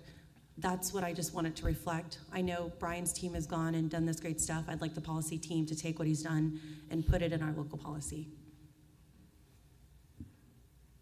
Just to make sure. Because right now it says the campus principal shall be authorized to investigate and approve the transfer of a student from one classroom to another on that campus. That's what the local policy is. And so if we have a parent come file a grievance, this is what's on our local policy right now. So it really needs to reflect what Brian has presented, so we don't find ourselves in a pickle that doesn't reflect what our local policy is. So to clarify, the campus principals actually has the authorization for one classroom to another within their campus. They don't actually make the approval or not on that. This actually delegates, if you look at the next section, transfer between schools, it delegates that authority to the superintendent, which at this point that's done just through a procedural regulatory process. I understand that, but I'm thinking about the last couple of years and how chaotic this process has been with this policy. I need something that's going to show this policy updated so we don't find ourselves in that pickle. That's what I need. Sade, do you have any questions? Not on the policy piece. I think I understand what she's talking about. Thank you. Yeah. I have questions on the slides. Just a clarification on slides, I guess 10 and 11, the enrollment percent net transfers. Yes, ma'am. So, like, for example, where you have, say, 1, 2, 3, 4, Camacho with a minus 28%. So does that mean that they had a lot of, or 28.5% of their zoned students transferred somewhere else? Yes, ma'am. Okay. And same thing with, I think it's Mason with minus 20. Do we know, well, I would think that maybe Camacho is Baghdad for the dual language program. Yes, ma'am. And so we have the data of what campus what campuses they're going to. And then for secondary as well, do we also know the reason, the same way we capture the reason why people leave, do we also capture why they transfer to see if there's anything other than like where programs really should be located, for example? Yes, ma'am. So there is a comment section in our transfer requests, but it's anecdotal. So we don't have coding that's required around that piece, so it's not as easily to discern. But ChatGPT can do amazing things, so maybe those comments now can be processed and categorized to better understand that. But it's anecdotal, and not everyone leaves comments. But we can look at adding with our new platform potentially some reason opportunities to be able to understand where we need to go, where programs are being requested. And I know Trustee Nelson, you requested that also. It's anecdotal, unfortunately, and we don't have that as far as through the transfer process. But that's something that we talked about adding as a way to better understand what's desired for the transfer or what's not desired for the transfer so that we can better plan for and understand that. So, yes. I mean, it could be like a drop-down list similar to how you capture what you have on the student withdrawal data. I assume that that's a drop-down that they pick the reason. And then that takes me to my next question for the student withdrawal, because we do have, you kind of know who those students are. And so for those that go to, say, other Texas ISD, are they taking advantage of nearby open enrollment, or it's just they're within the state and they've just moved out of the area? It could be a combination, but knowing that they moved somewhere nearby, it could be possibly following up with those that go to charters and private, just to find out more information as to why they made that change and see if there's something that we offer that they might not know about or something we can do differently to attract them. Yes, ma'am. I would be curious, as far as charter schools, a heat map of our district, because the charter schools that you've named are predominantly in the north side of the district, and so we don't need this now. Just as we have conversations, I'd just be curious to see where in the district we're losing those charters. Well, and private too. I mean, Yeah, add that too. I just think, because that's just, we've always had private schools, right? But I'm just thinking in particular, considering Idea, Basis, Harmony, Valor are all coming to the north side, and considering those are our most under-enrolled campuses, I'm just trying to get a sense, okay, well, if they're already drawing this many students from up here, just to kind of have that in our back pocket when we start talking about what long range, whatever, what happens, or I'm just curious. Sure. I'm also curious about the private schools because of the vouchers. That's a new game changer as well. And I think homeschools as well. I think trying to see a heat map of basically where are our students going. I think Nikosi's asked for that similar before. And just one last one. So where you look at the other Texas ISD, because that's the biggest percentage, is about a third of it. So really drilling into that section, it could be especially those that are nearby and digging further into that. Because if they're further away, they've just moved out of the area, that's one thing. But if they're still in the area and going somewhere close by because they have open enrollment, I think it's equally as important as the charter and privates and homeschooled and the other ones. I'll look to see if we have that data captured. Yeah, I agree with the conversation. I think there's some rich data in both the transfers and the withdrawals. If we could expand to know why they're making that decision, that'd be great. Either through a voluntary survey. We don't want to create barriers to them giving us this information, but it'd be super useful. It'd be interesting in the data that we have to see, like, maybe some trends with the student withdrawals, like that just might be maybe over 3 years, what that trend might be at those particular categories. And We can then- pull back additional years behind this. I just did two. Oh, no, this is, yeah, but we can definitely pull back to look at this more, longer range, so. And even maybe layering, as Anna was saying, layering where they're coming from, just like multiple layers. I know it gets super complex, but I think that would be helpful. With the transfer data, with the net percent transfers, if we know that pre-K and dual language is skewing elementary, and then we know that kind of the boundary changes are kind of maybe skewing secondary. I wonder if we pull those out, what the numbers would look like. Sure. And then same thing of being able to have surveys. Why are you transferring? Like, can we understand why they're making that decision? Last thing here, just want to clarify, I think in slide 8, I believe. I just want to make sure, because I feel like I'm hearing two things, but I want to make sure. So is the moratorium determined before parents have the option to choose the school? Yes. So we know already our campuses, let's take Vista Ridge, they're over capacity right now. So when we get projections, we're not seeing enough of a drop to even allow for a transfer there anyway. Okay. Yeah. That's because they're over capacity, but there is not over capacity in terms of full school, but there's still the opportunity for the under-enrolled schools to build additional classrooms. There will be. Okay. That's why we're going to move that window in front of staffing. That's for this coming year. Because we had, we do the first layer is functional capacity. So we look at all our buildings, our current enrollment, our projections, and look to determine whether they're open, on watch, or closed based on full building, right? Okay. Then for elementaries last year, we then took that and went to that grade level analysis, and that was driven by staffing. So even though we had a school that may had space, if their third grade team of 4 was full, then we couldn't allow for additional third graders, even though there could be third grade classrooms available in the building.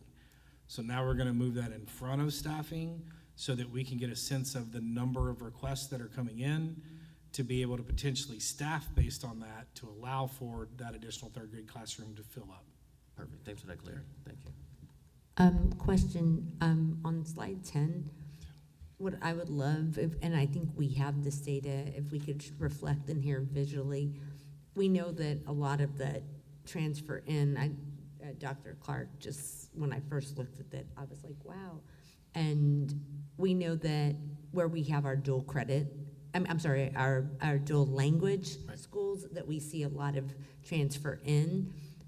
A lot of those transfer out, if we could code them, or at least reflect them in a different color, if we know this percentage from Camacho is actually at this dual language program, and we know that already. We know that there's a huge population, because when I look at this, those are great schools, and I don't want it to reflect poorly on that school. It's that you have a lot of Spanish-speaking families in that area that transfer specifically to the dual language program that's closest to them. So if we could just reflect that in that graph, like with this, in a different color, and we know how many are participating in that dual language, I think that would be helpful. That's why they're going there, right? They wanted the dual language program. Sure. Or even just any programmatic, like Deer Creek would be pre-K kind of thing. So that would be in. And so if you color, like she said, then we can really see the actual net transfer that doesn't have to do with. That's probably going to be on Going my to a data program. and chart making skills. This is about this is about as good as it gets. So I will rely on my support staff to be Because able some to of do these that. schools, like Camacho, for example, what if it's really just the entire thing is for for dual language, or it might be positive if not for that. And so it's just good to know if there are other reasons. I just wanted to circle back and make a comment on intra-district transfers informing staffing. There are upstream or downstream, I don't know which direction, system changes that impacts that I think it's important for our board to know about, because that means we're pushing up dates for schedules to be entered for our secondary students and fifth graders moving into sixth. That data is meaningless at that level to a certain extent if we don't know what courses those students are going to be in, because then we had some discussions in the board meeting about doing it the other way around and how we ended up cutting classes that students wanted or needed, and so that caused some system problems. But it's a good thing. It's just retraining our students and parents. These deadlines are going to be much earlier now. So I know Christina and the SCR team has already started working with our team to really just blitz the community with communications so that everybody is aware. But I know there's going to come a day when that deadline hits and somebody's going to say, I didn't know. It's normally been May. Now you're telling me it's February. And so it's just trying to make sure we inform the community as we change habits. Board members, any other questions? Wow, that was loud. All right, no other questions. I think we're good. Thank you all so much. Next, we're going to move to 7B1, consider approval of board policy FDA local admissions inter-district transfers, AKA open enrollment policy. So Take it away. we intentionally put that into the title just so we could reduce confusion, because we talk about open enrollment and we've been talking about it in one context in the board, and what we really mean is actually inter-district transfers, but we also have this term that we use when we're talking about kids are just signing up because they moved here. Technically speaking, what we've been talking about here as far as providing opportunities for people who live or reside outside our district, it's actually inter-district transfers. A few months ago, the board tasked the policy committee and staff with coming up with a scheme and with a policy to bring to you to consider. As you may recall, and you can look right now in our FDA local, that we really, under current policy, don't allow for inter-district transfer with the exception of our students of employees who work in the district, even though they reside outside the district. I know that normally another thing I just want to point out, you'll see the exhibit, which is the draft policy that we're bringing before you. Normally, we bring you a redlined edition, but the redlining, we kind of came to the conclusion that the redlining was so confusing that it was better to just rewrite the whole thing and just let you see it in whole. But what you will see in there is that we did try to capture a few elements in there. One is that we wanted to maintain that practice for employees' children, and so that is captured in there. The rest of what you see in there now is the language necessary in order to allow for the inter-district transfer. The structure that we used for that, we used a few different criteria. One is, as we look at it, is what makes sense to go into policy to allow for the practice to occur, what makes sense to remain in regulation. And keeping in mind, we mentioned a little bit earlier, making sure that you're leaving enough flexibility in regulation so you can make those adjustments each year so that we're not ham-fisted when we're trying to manage our staffing and our building capacity. The other thing we also wanted to make sure of, and we discussed in trying to figure out where does this fit into this scheme, and it's more likely going to be in the regulatory sphere, is how do we set up timelines to ensure that whatever we do, while of course we do want to have the opportunity to be able to access additional revenue streams and be able to have kids have the ability to come in and enjoy the Leander ISD educational experience, we don't want to do that at the expense of a student who's actually a resident here. And so there are some timing factors in that, and when you make those decisions, and that we want to make sure that those who are within the district have those first opportunities before we open it up to outside students. But you don't necessarily see those timeline issues reflected in policy, because again, that's more regulatory. The other thing is we looked, TASB provided us kind of a template for here's the basic functional things that you need if you're going to do interdistrict transfer, but we also looked at other districts that we know have successfully utilized interdistrict transfer and have had a positive net effect of bringing new students into the district. A couple of them that I recall we were looking at were Eanes, I think Frisco. Those were a couple of in particular that we didn't want to reinvent the wheel. They've been down the road, they've had the mistakes, the hiccups, have already had to do some tweaks, and so we looked at their language to help us model what we have here. And so tonight, we're, after working on that, both staff and committee, the language you see before you is what we're bringing as a proposal for your adoption this evening. And we are on a pretty tight timeline because we will want to start communicating out to families here within the next week or so, if indeed you guys adopt this policy this evening. I move that the board adopt revisions to FDA local admissions interdistrict transfers as presented. I second. A motion from Gloria, a second from Trish. Any discussion, board members?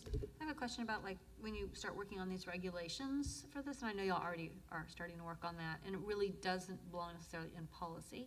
But one of the discussions we've talked about is that this open enrollment, we were really talking about it using to help our districts that have under-enrolled classes. So is that going to be targeted, or do we target for those campuses? And do we make sure that our campuses that have over-enrolled are at or beyond capacity? I mean, how does this work in regulations?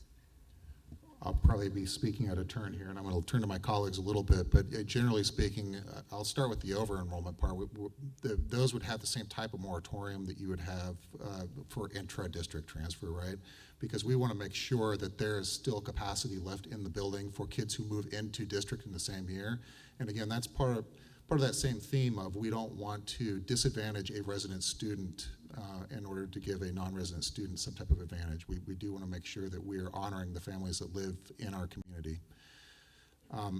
As far as targeting, that's been, I think, the objective of the board is being able to have that flexibility and that opportunity to try to grow enrollment at our under-enrolled campuses, and that is certainly, my understanding is that would be a consideration each year as we try to figure out then what is the capacity that we have in order to open up seats for students to apply to come in inter-district transfer. But I'll defer to Mr. Miller and Mr. Trimble here. You did great, Sean. That's right. Yes. So we will run the intra-district process fully to make sure that our students in our district have the opportunity to choose those campuses where there's available space, and then we'll open to others. When we start garnering interest, for the most part, 99% of requests that we have within the district to go to a campus, they still want that campus all the way through the process. For outside the district, when we garner that interest initially, we have to consider the likelihood that they will actually move into the district, and so we have to look at, can that impact staffing, how we're going to deal with that with staffing, and would come after. But yeah, still targeting our under-enrolled schools where we have the most capacity and look at how that's going to play out. So we've talked about both of those things. Just have one question. Can you speak a little bit to why a transfer are only granted one regular school year at a time, and what would be the implication of not including that particular restriction? That's really tied to our expectations when they move in on attendance and behavior and academics. It would be a distraction for a student that comes in and then they're consistently truant, for instance, or if they're just and I need to be clear here that I'm talking like a general education student, not a student that maybe has behavioral disorders, but it just comes in and they're a significant behavioral disruption on campus. We want to be able to say, okay, that was fun, but thanks for playing, but you're not coming back here next year. Yeah. Question. But could it be possible that like it could be open to review versus like shall be reviewed? Because if I'm making this big commitment to Leander ISD, but to know that every single year that this will be like it's only granted for 1 year versus if we're not going to use it, if we're really not going to review it every single year versus if it's a problem or if they're not living up to our standard, then we have that mechanism to review it. I believe that's actually part of our mechanism, but I'm going to turn to Mr. Miller because I believe we do that with intra-district transfer as well. We do. So with intra-district currently, if you're approved to a level, in other words, at elementary, let's say in kindergarten you're approved for a transfer, as long as you remain in good standing, you're approved for that transfer through the highest grade that's available at the campus. Then if they want to go outside of their zone campus for middle school, they would need to reapply. We do have a review where if good standing falls off during the school year, families notified that good standing, they're given expectations around this is why. If the behavior, attendance, or academics don't improve, you could be revoked at the end of the year. And so for our currently enrolled intra-district transfers, we have an opportunity for that at each semester. This is the built-in mechanism to be able to do that also. If we have students that aren't flagging and that are continuing, we haven't nailed down exactly what that will be like a checkbox. Yes, we're continuing. So it won't be a full like, hey, you need to reapply and all the things like that, but it would still be an opportunity that if it's not going as we all agreed and planned on, then that's the opportunity for them for us to move on from that. Okay. Yes, sir. I would like the board to get a copy of when this starts rolling out, the metrics. We're always going to want to know about metrics. How do we choose the risk capacity? How do we know there is? Why do we say what's the numbers we use? I think it may play in other conversations, so just whenever y'all have those, I would like to have a copy. Well, I think, so on here, there's a section in there about tuition, and it says the amount is set by the board. So I'm assuming if this policy, it says tuition, if the district charges tuition, the amount may, right.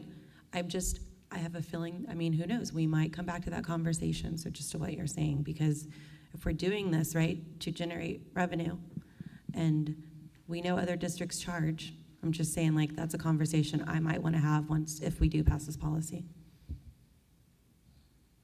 All right, any other discussion? No? Okay. Gloria made a motion, Trish second. We've had discussion already. All in favor, raise your hand. 7-aye, motion passes. Good job, policy committee. Thank you, Brian. All right, board members, we're going to take a 7-minute break because the next agenda item is going to be very, very, very long. So I need you to be on your tip-top game. So go to the restroom and come back or whatever you need to do. 7 minutes.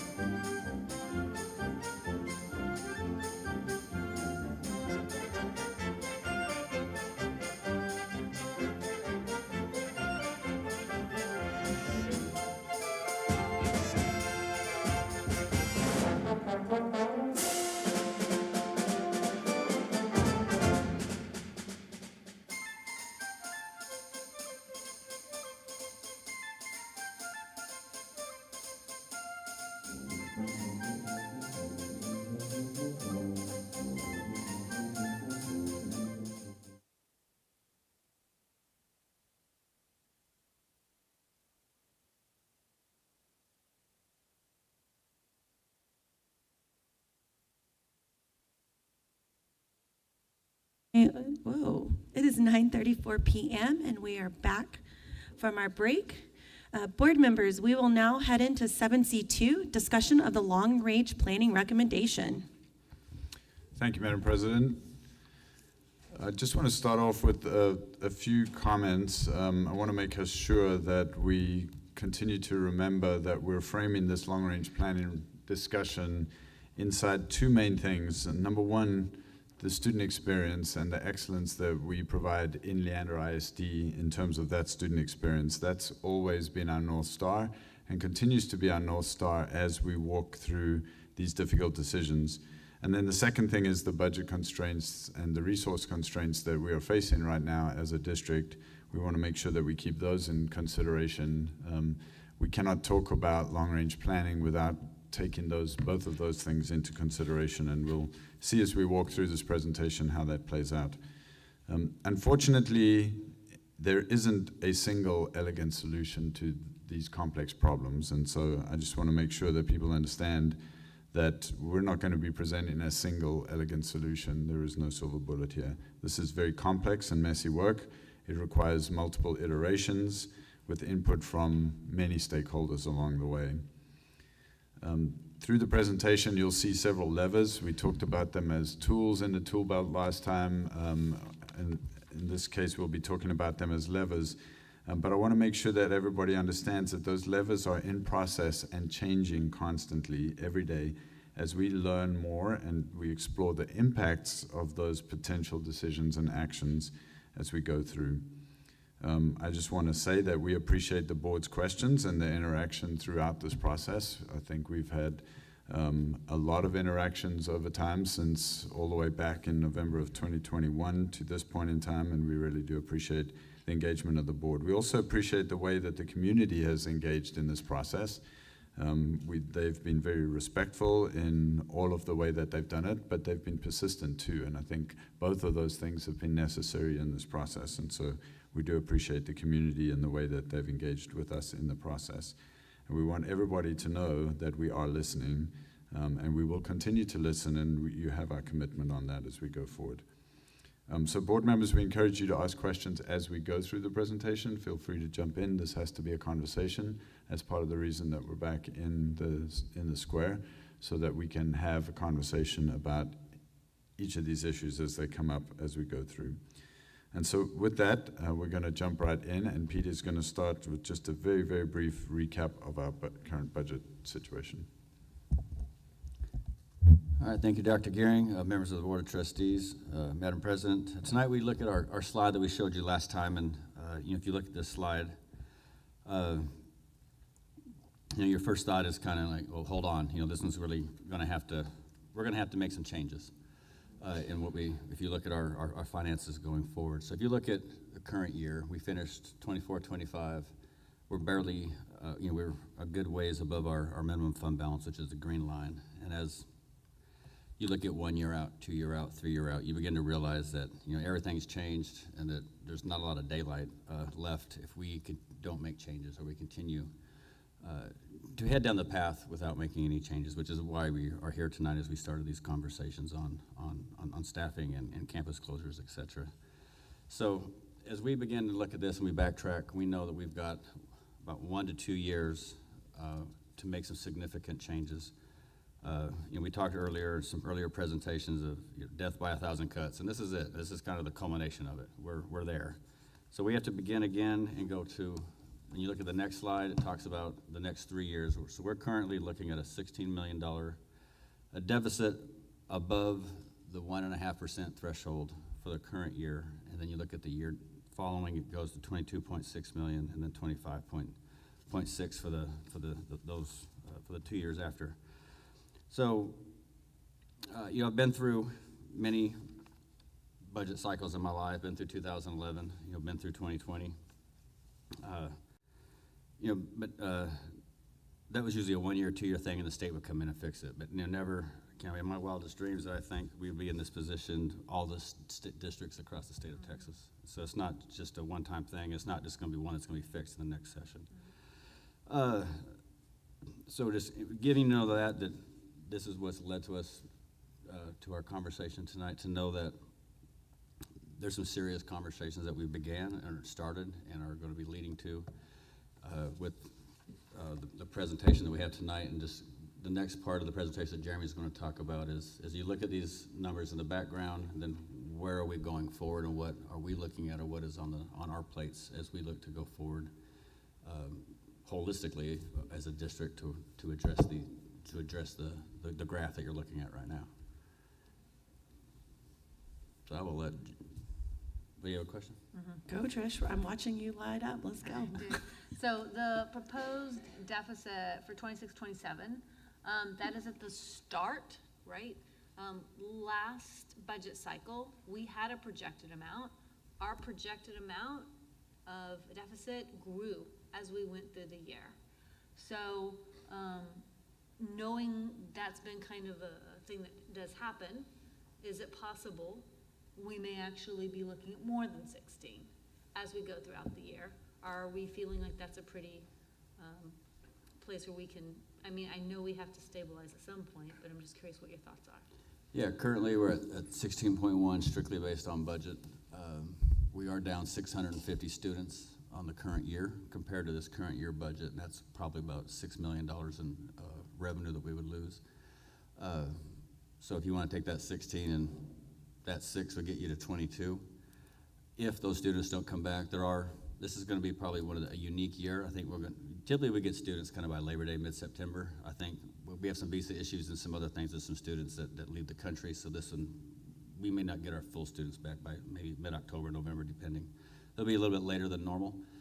And then also with that, if those students, if that number continues, then obviously when we go through the spring, when we look at staffing for the campuses, that may be some reduction in staff just because of enrollment decrease. So that would be adjusted as well. So I don't think that 6 million as necessarily a hard number at this time, but just know in the back of your mind, right now, as of today, the enrollment would be about 6 million. But next year, if that enrollment continues, we do adjust every year our staffing based on those numbers. And if 650 students don't show up this year, that will be reflected in the next year's staffing allocations. So with those 650 students that are not here, there's obviously expenditures tied to those 600 students as well. And so this is where it gets really messy though, because those 600 students don't conveniently all free up a teacher every time. And so there are some positions that we haven't filled because those students are not there. But that's not always possible. There are some positions we had to fill because some of those classes were half full instead of fully full, if that makes sense. So it does get really messy in this part. So we're losing the revenue for sure, we know that part. But there is some reduction in expenditure too. We just don't know exactly what that is yet. It just might not be necessarily a one-to-one. It will definitely not be on the scale of 1-to-1 because of the messiness of where those kids are. I just think that's important because as we're looking at numbers, it might not be just 16. It might not just be the 22 as we're looking. I just want to think of more long-term predictions or solutions as we move forward. Yeah, so the other thing to remember is we're in September and we don't usually bring you these numbers until January, and so this is very early in the process, and so I agree with you, a lot of things can change as we process through this budget cycle, which is preparing for that 26-27 year. And that would be my last question, is we are out of compliance in the 27-28 year. To me, out of compliance is not an option. You can't vote as a board to be out of compliance, or you just give TEA the keys. Exactly. Right, so when you say out of compliance, you mean out of compliance with our board policy. So if we allowed that to happen, we would be violating our own board policy. That's correct. And so then I'm thinking as a board, then as we make decisions and we're doing, I don't know, solutions along the way, we really have to make some final decisions. They can't be made any later than this budget time, or is it the next budget time? Just so we're all on the same page. So if you look at this graph, so right now we're in the 24-25 year, and we've already approved that budget, and so we do know that we will drop somewhere near that $164 million number. What we're doing right now is trying to instead of allowing that curve to continue down to 145, is to flatten that curve out so that we don't take more money out of fund balance in the following year, because we have to get those two lines parallel and this one above that green line, if that makes sense. So I would think then, as a board, we're aiming for our next budget adoption cycle to have addressed all of our long-range plan issues, or at least some of the revenue solutions to lead us towards stability. Absolutely. So we have to have these solutions in place for 26, 27. I agree. And just to clarify, I mean, not that, go back to that slide before. The green is our board policy. That's 90, that's 25%, 90 days. TEA goes by 75 days. So it is a little smaller. I like to err on the side of keep it at 90. I mean, I like to keep it there. But just know, as far as like school, I mean, if you got to the point where we had to, we could adjust that board policy to 75 days, but as a last resort, that's not anything. I'm gonna keep it at 25. I'm gonna do, but I just want to be transparent. TA goes by 75 days. Our policy is 90 days, just to be clarified on that. No, I appreciate the clarification, because I think I would like the board to consider, like, I'm right now in the mindset of a resolution. Like, what are the pieces we want to see in place? What are the things we need?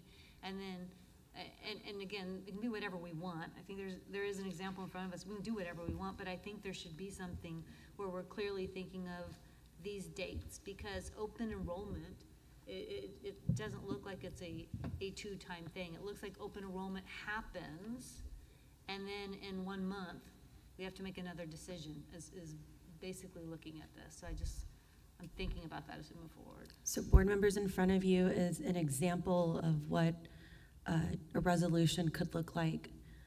As we've gone through this process, there's other districts in the state who are going through this. And one thing that has stuck out with some of these districts that have seen it on the other side, they had a resolution giving very direct, giving direction, sorry guys, I just lost my train of thought, to administration. And I mean, I think we can all agree that this board is frustrated. We've been frustrated for the last 2 years. We feel like we're talking in circles. And so after last meeting, it was clear the board is very clear in what direction we want, but we need to make sure administration can understand our direction, but also keep the board in their lane. And so this resolution really is to direct administration to do what the board needs. These are just some examples.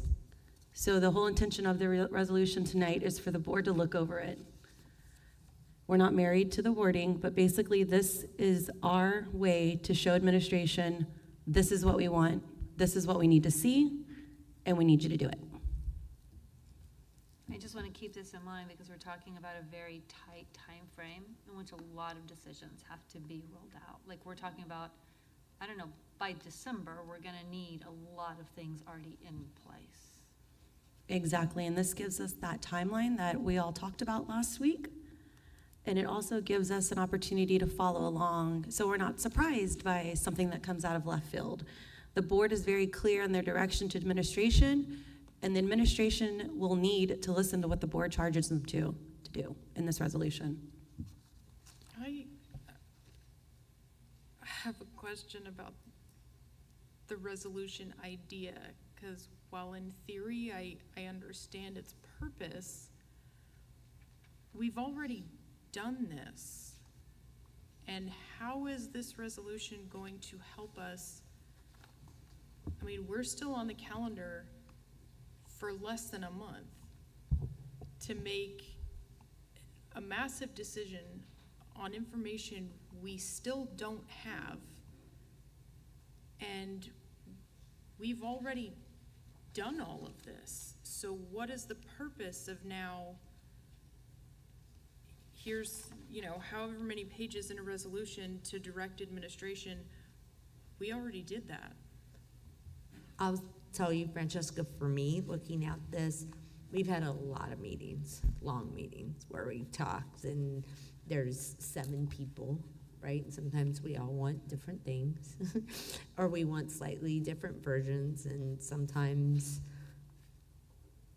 those those discussions come with personal anecdotes and all types of things. I think this creates a lot of clarity for not only administration, but for us. It kind of summarizes a lot of the discussions that we've had over these 2 years and just cleans it up. To me, I really need to read through this and take some time with this. But I like having something like this. I think clear is kind. It provides a lot of that clarity, because yes, we have, and I feel your frustration. Last week, I felt a lot of that frustration too. I'm like, gosh, haven't we had this discussion? I feel like I'm in Groundhog's Day sometimes, but it's a big messy problem, and I feel like this provides clarity also to our community, who may not be listening every 2 weeks to hours and hours of discussion, saying, hey, we're saying that by this date, this is gonna happen, and by this date, this is gonna happen.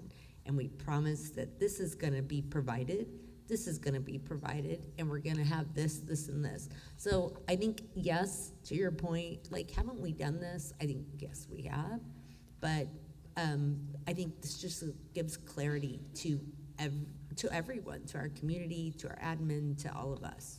That's my take. I also think, because I got this from San Antonio AISD, because they went through this process, and what was interesting is that was started 2 years ago, and we got to see their resolution they put together, and they followed through. So it's a lot of this stuff, like, it's just timeline. What I feel like this does, this puts the ball back in the board's court and allows us to do our job and hold administration accountable. That's what this is to me. Because like Gloria said, this has been a very, very messy process. We're all frustrated. You know how I feel about this. And to me, this is what's gonna get us back on track. It's gonna keep the board in their lane. And I think most importantly, it's gonna be very, very clear what the board needs, so we don't have to spend 2 to 3, 5 meetings staying up here till 1 a.m, spinning our wheels for the next 2 years. But is it supposed to have an impact on the decisions that we're supposed to be making in less than a month? Because that's my concern. Because like I said, I don't disagree with having a resolution, and it absolutely will provide clarity. I've been saying up here since January that this process is not working. So I absolutely agree with that. But my concern is we're gonna spend time on a resolution now.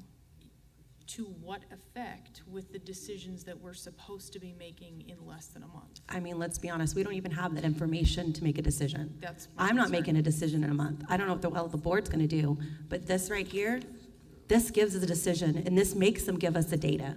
Okay. I'm not making a decision without any data, everyone knows that. But this forces the administration to do what the board is asking for. And that's why Trish and I went down this rabbit hole. We had 170 pages, y'all, okay? But this is something I feel like this will most importantly keep the board in their lane. We all are very passionate about this district. We all get on our little soapboxes. Y'all know that. This gives clear direction. This makes sure that we stay on task. But most importantly, we don't waste administration's time. They're not wasting our time, and we're not wasting the community's time. And if I can clarify, because I know this is what you meant, is that this is an example. It's not this needs board input. This was an example based on all the discussions and the discussion points and the questions from our last meeting. The goal would be a resolution would direct administration what the details are that the board needs, and so it would all be on the same page saying these are the things that we need to see. It would be possibly beneficial to go ahead and add if there are certain benchmarks or dates. Those certainly could be something the board could add. And then also, the board would need to find a way to stay in their lane to say this is what we're charging the district to work on, and then this is what the board will vote on, so that we're very clear that we're not going to be voting on the district's work, we're voting on those final benchmarks or whatever we say that comes to. So some way to be able to clarify our lane, admin's lane, and then our direction for that. Again, this is examples based on the last meeting discussion. Y'all can make it whatever you want it to be.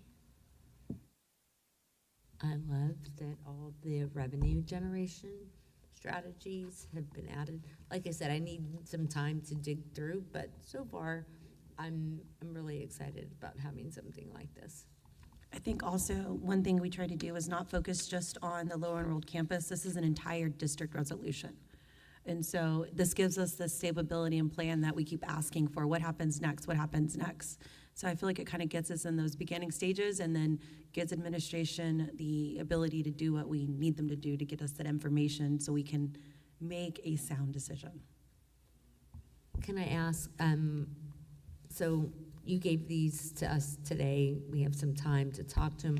If we have comments, suggestions, what is the way that we send those so that we're not violating any open meetings? Cindy.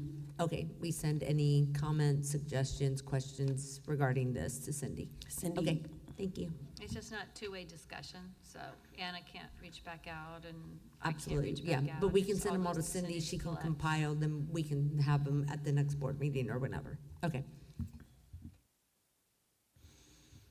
Okay, Pete, go for it. Sorry. So sorry, so just a process question, because this feels a little different than, I'm not sure if it makes sense for us to continue to go through the rest of this presentation. It might make more sense for you to work through this together and spend the time doing that rather. Board members, how do you feel? I need y'all to talk to me. I mean, I can go through the resolution and we can see, I mean, the pieces. Do we have board agreement? Do we like that? What do we think? I like time to sit and talk and like really reflect on this and come with notes rather than just do it on the fly. I would like to, there's some pieces and I don't know, I mean, board, let's talk about this, right? There are some pieces that I saw in there that I have a lot of questions about that I would like to talk through, but if Bruce, if you think it's better for us to wait for those, yeah, I have a lot of questions about some of the stuff I saw in there, and to your point, Trish, I'm like, we have to do something quick in this timeline. We're looking here, we don't have a lot of time. We gotta make adjustments. I know I was a pusher about open enrollment. I still want open enrollment. I'm super excited. All last year as I was pushing open enrollment, admin was kind of pushing back on me a little bit, right? Y'all pushed back on me a little bit that it wasn't gonna be this silver bullet. It wasn't gonna do all this. And one thing that you did share a lot, Jeremy, I'm looking at you because you and I had a lot of discussions, and I've talked to people at Frisco and Eanes. It's a long term, and you were right about that. They were like, your first year, Gloria, you're not gonna see this thing that you're hoping to see. It's gonna grow. It is gonna grow, and hopefully, if it's successful, it really depends on neighborhoods that are surrounding. It depends on the situation and location of those schools, but you're gonna see a little bit of growth every year. It builds over time, right? If we need this many, and we're hoping it's gonna build over time, and they're talking to me like, hey, we're in our second year and this is where we're at. But we are projecting in 5 to 6 years, we're gonna have this. We have to factor that in as I'm looking at this fund balance projection. I want to do it and I want it to help, but there's got to be other things, right? And so that's the part of me that I have a lot of questions about the other slides that are in there, but I'm curious to hear what other people say. Do you feel like we should do this first and then give admin an opportunity to react? I'm also curious what Jeremy and Pete think about this and what y'all were gonna present tonight. Do y'all feel like you should still do that, or would you rather us have an opportunity?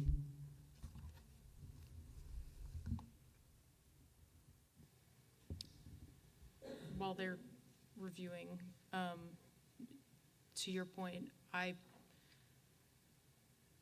as much as I understand that we don't have a lot of time, we've been talking about that for a year, that we don't have a lot of time. I would love to ask a lot of questions about the slides. I didn't receive them until almost 3 o'clock. And nobody else in this room received them until about 15 minutes ago, and I've never seen this. So I don't even know where to start with questions because I can't stop my workday to look at a whole financial presentation and come up with questions to ask. So to me, I would rather us spend time on the resolution, and as much as I'm not trying to, I know how much work that administration puts into these presentations, but I can't ask effective questions and dig into information that I haven't even had time to look at. I'm with you, Francesca. I started messaging administration Monday, can we get the presentation? I asked for the board, y'all know I run a tight ship. I asked for y'all to be ready. I expect that from administration. This is a big decision. It's frustrating that we didn't get this until 3 p.m. And when that happens, then we're gonna be here until 2 in the morning. And that's not fair to you guys or to us or the community. And I'm gonna be honest, when I saw the presentation at 3, that's not a board decision, that's administration decision, that's a staffing issue. We should not have our hands deciding staffing. Y'all should have brought that to us instead of wasting our time. So I'm just as frustrated with y'all. The only thing I can think of at this moment is this resolution. Yes, I'm frustrated because I've been on this committee since 2021. We've been spinning our wheels, kicking the can down the road. I'm frustrated. We've made our community mad. We've made our educators mad. And here we are in the 11th hour, and we still don't have the information we need. And in fact, the presentation that is presented, it should be an administration decision, should not be a board vote.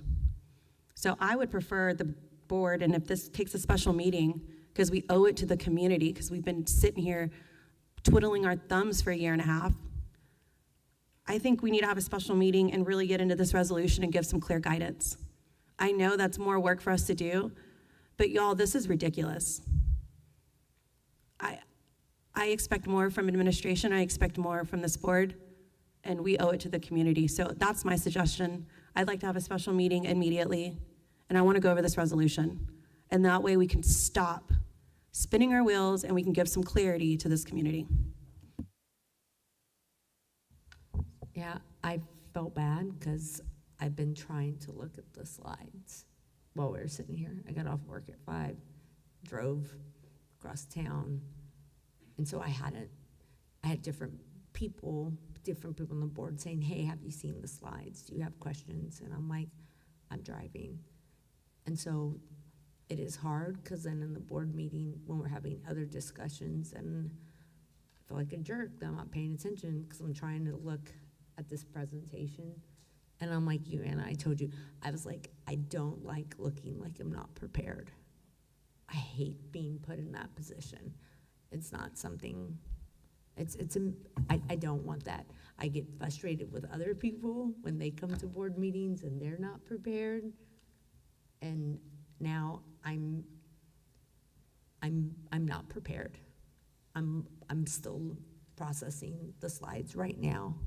So, yeah, I think, but same with this. I appreciate y'all doing this, and I see that you put work. I like that you said at first you said it's based off the San Antonio. I think it was guided by that one because very much. As I read it, it's very specific to us. I have some questions on some different pieces, but I'm not ready. I need to write down my notes so that I really feel prepared to talk about it and think through some of the dates that are in there.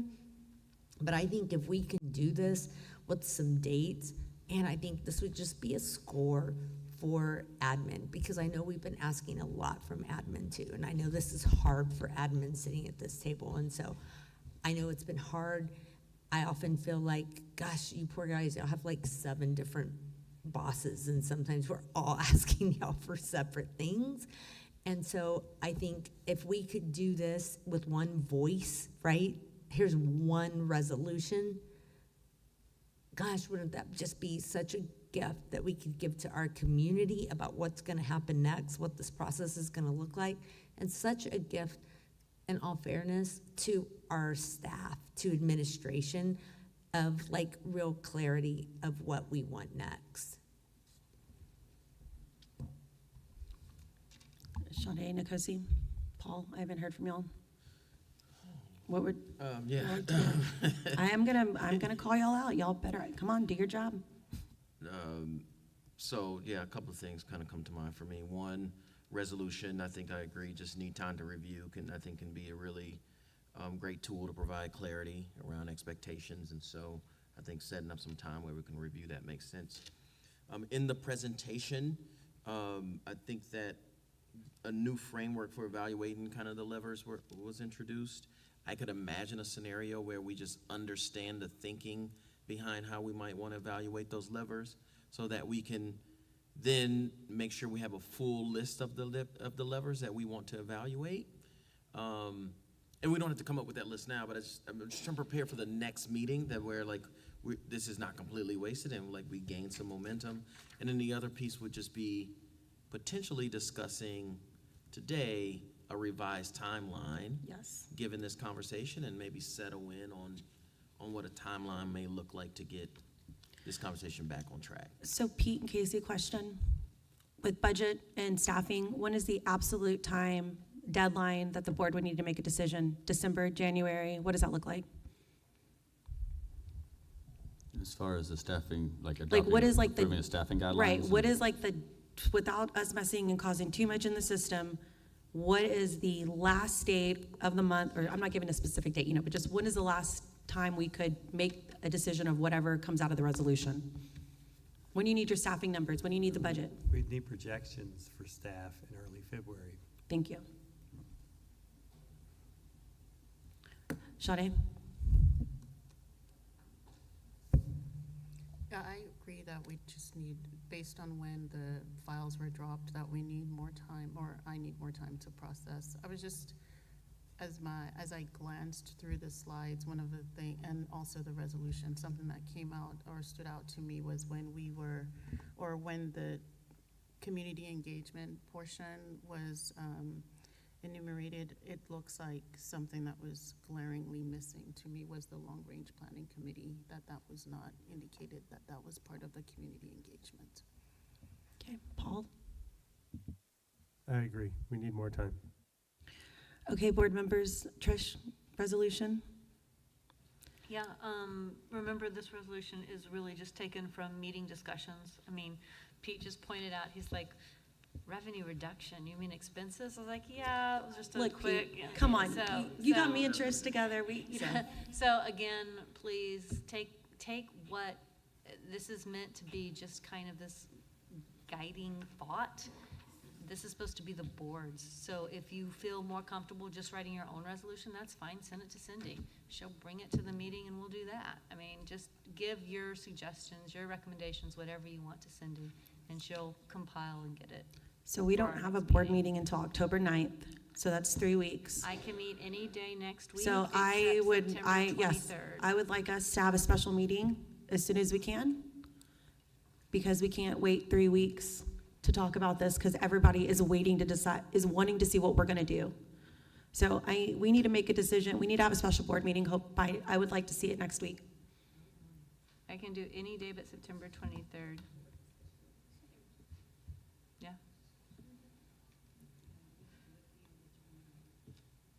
I can do any day. What day were we saying, the 23rd? I We cannot cannot do do the the 23rd. Okay, okay.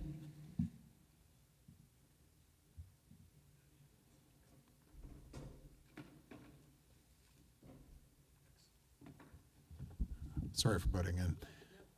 I just want to make sure that we're complying with House Bill 1522, which now requires 3 full business days of notice prior to you having this meeting. So realistically, the earliest that you could hold this meeting would be Thursday, because otherwise we would have to have an agenda together and post it before open of business tomorrow morning, and I'm not just not No, sure we're not gonna that's be able to do feasible. that. So what about the following week, the 29th to the 3rd? 29th is the Festival of the Bands.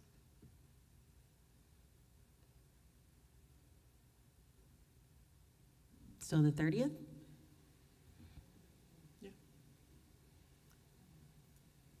Yeah, 30th works for me. I got 2 for the 30th. Sade, Paul, Nikosi, Gloria. I'm sorry, I'm logging into No my worry, work Jean, I'm server sorry. right now, and it takes a second, because it's a Thank you, separate Sean, I account. appreciate I it. need to check my work travel. Paul? I need 5 minutes. September 30th works for me. Okay, I've got, That works for me too. okay. Nikosi's scared to look. I don't know if you're I looking know at all the it's dates. Tuesday middle school I can night. do the 25th of September, the 26th of September, and October 30th. September 30th, sorry. Yeah. 25th, 26th, or the 30th. Tell me again what September dates. 30th? All right, 30th sounds like it works for everybody, yes? Awesome. Look at us agreeing on things right here. All right, 30th, special called board meeting. We will get all that together. Cindy, okay, good. Board members, so the resolution, again, this is something that I know we all had a conversation with Dr. Gehring in regards to certain districts and what they've been doing. I brought this to Trish, and Trish and I if anyone on the board's gonna disagree with me, it's gonna be her. And so I appreciated her dialogue and being able to push back, and this is what happens when you work together. So Trish, thank you for helping me with this and running with that. So board members, I want you to really look into this. There's other districts that have done this. Please, please, please take time and do your job on this, because our community is counting on us. So it's administration. So any questions, any concerns, any ideas to add to the resolution, please send them to Cindy, and then we'll go from there. Okay, are we it? Is that it? All right. So on the Okay, let's talk about that. I think we should do what you said, this leverage, because this is the first time we're seeing this leverage. I don't know the rhyme or reason, so I like what you're saying there, Nikosi. And I also think the resolution is where we get into the meat and, the nitty-gritty of what we need and what we're looking for. So that's that timeline we talked about, that 3, 5, 6-year timeline. That's like, well, what triggers a reconsolidation, or what triggers low enrollment, or what does that even look like as far as a process, or the whole pre-K hub situation? Like everything that we talked about in Tuesday's meeting, some ideas and stuff, I need y'all to bring that to the table so we can kind of flesh it out and give some very clear direction, so that way everyone knows where we're going and where we're headed. Anything else y'all want to add? Okay. All right, so then we are moving on then to, we're moving back up to the agenda, to the consent agenda items. Board members, do you have any motions related to consent agenda items? Madam President, I move that we approve the consent agenda as presented. I second. A motion from Trish, a second from Francesca. All in favor?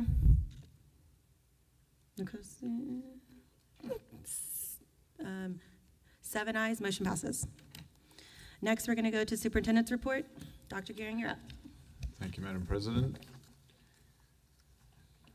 We had the good privilege last week on Friday of presenting the Lone Star Cup to Vandergrift High School for Conference 6A. You can see on the screen there all of the students that contribute to this in the UIL. And so this is really a campus-wide effort, an incredible achievement to win the Lone Star Cup at the 6A level. And so we made a presentation of the Lone Star Cup at right before the football game last Friday night. Fine Arts, we had the Choral Showcase this week, an incredible event always in the district where all 6 of our high schools come together to showcase the incredible work that our choir staff do with our students across the district. We also had the great good fortune as part of the 2023 bond projects that are happening to have the open house for our new mechanic shop. This is a unique, because the existing mechanic shop, which has been there since 1954, I believe, Jeremy, if I'm correct, and started out in the district as the original transportation hub for the district, stands right next to now where the new mechanic shop is. And so that was really a neat experience to be standing next to the old and existing and the brand new one that's been a long time coming. So we do want to thank our community for providing the support that's necessary for us to provide the facilities that are needed not only for learning in the district, but to support the learning that happens across the district. And so when we talk in our strategic plan about safe and innovative learning environments, that includes environments for our staff. And so this is where all our small engine repair happens for the mowers and for all of the other equipment and the white fleet in the district. And we want to thank Nkosi for coming out and being with us. And Terrace is just absolutely in his element in the idea from Empowered Learners. We have Grandparents' Day that we have always in the district every year, but reading to their students was important at Heisel this year. And so they combined those two events together, which was a neat experience for our students to interact with their grandparents and literature at the same time. And then we've been talking about ADA, and so we do have talked about the fact that we have lots of activities happening in the district to try to get our attendance rate up. And so one of the things that we're doing is this attendance contest. And so Stiles Middle School was our very first weekly winner with an amazing 98% attendance. This is great because that's one of our largest middle school. And so when they have students attending at that rate, that of course translates to outstanding student experience and lots of student learning that's happening across the district, which is what we want. We want our kids in school and learning, and it also, of course, helps our revenue stream as well. A very close second was Bush Elementary. They had 97.998, so 1/1000th of a percentage point behind these guys. So with that, I'm happy to take any questions that you might have. I think just one comment, the attendance thing, I appreciate it because I'm seeing more and more around the district. I'm seeing that communication at the campus level. I'm at Stiles. My kids were like, Mom, I cannot be late today. And y'all know how much I love to give my kids a mental day. And they're like, we have to win this attendance competition. So I appreciate y'all really finally doing this and really giving that information out. And I spoke with people in the Cypress Elementary campus about this, and I always want to say attendance clerk. It's not attendance clerk in elementary. Registrar. Yeah, so the registrar talked about how with all they have been doing, she was pleasantly surprised that the absenteeism rate that they had, or the attendance was so high that she was normally expecting to see over a page of students that were not around, but it was about 10 students.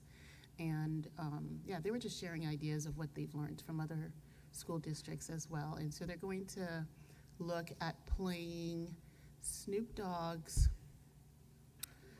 affirmation song at attendance taking time, so that the kids can look forward to being at school during that time, because that's when they'll hear it. I want to be on campus when that song is played. All right, board members, any other questions?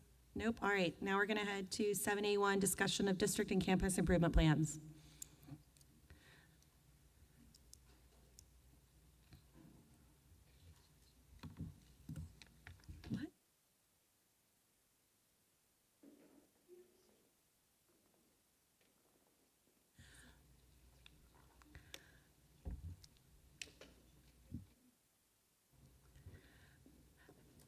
Well, hello, Miss Brenda and Miss Angela. Whenever y'all are ready, take it away.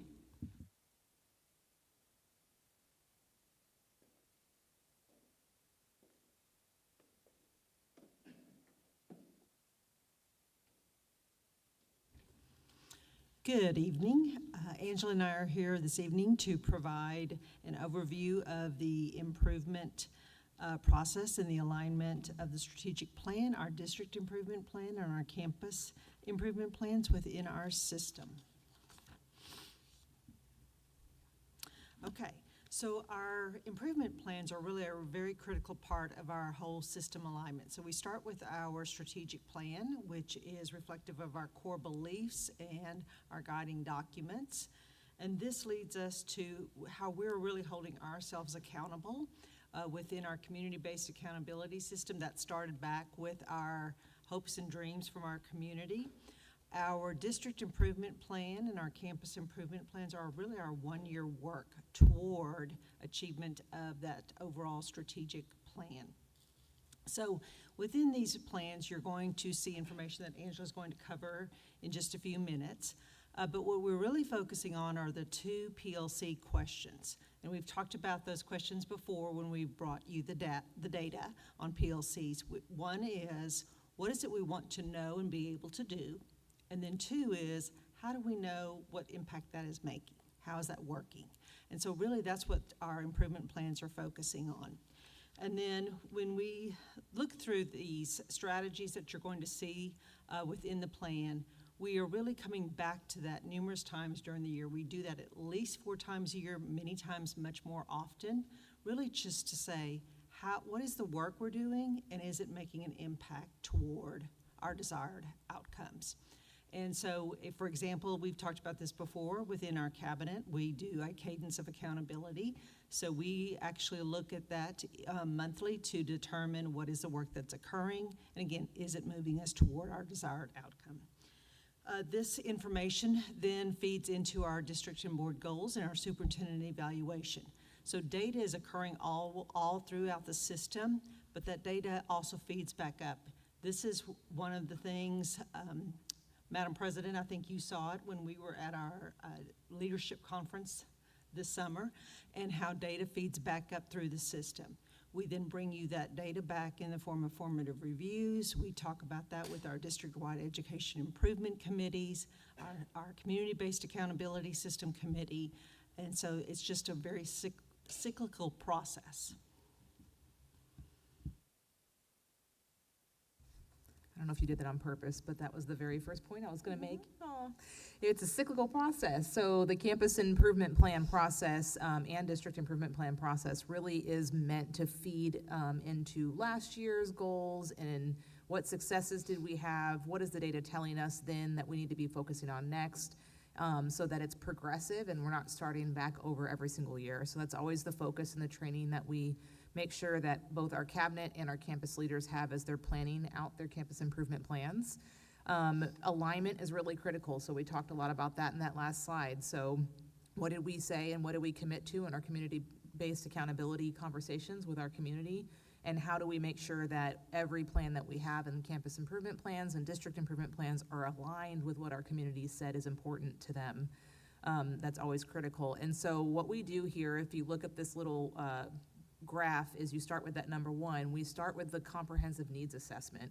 So the very first step in those comprehensive needs assessments is doing a summative evaluation of the prior year's goals. So that helps us understand, we said we were going to do these things, how did we do on them, and what data is that giving us in regards to how we pick that work up and then move it into the following year. And then after we do that summative work, then we collect all kinds of data. There's multiple sources of data that we collect to make sure that we're trying to understand what are the demographics of both our districts and each site. What are the perceptions of our community? So we don't just have those initial conversations with our community. We're constantly collecting more perceptions through both site-based and our perceptual surveys. What are the systems and processes that we have in place? How did those go last year? What are we evaluating and what is that telling us? And then what's the last one I'm forgetting? There's 4. It just went, student achievement, one of the most important ones, hello. Performance data, academic achievement, what is going on with our students? How are they performing? Are they meeting those goals? Once we collect all of that information, we move into step 2 and 3. And I'm gonna kind of describe this a little differently this year to you guys. So with the selection of key questions and system responses, that's where you're gonna get the continuity within our system. So those key questions and those system responses are what we said at our level, pushed all the way down to the campuses, what we're all gonna be about. So that helps with that continuity and that thread that we're looking for. And then step 3 is really the strategy development. This is where you start to see the differentiation by campus based on the data that we're collecting through that needs assessment. So I'm emphasizing that because I feel like in the past when we presented this, that's been a question of how do we make sure that campuses are able to work on what they need to based on their data, but also that our arrows are all still pointing in the right direction. So that's why I'm emphasizing that this year.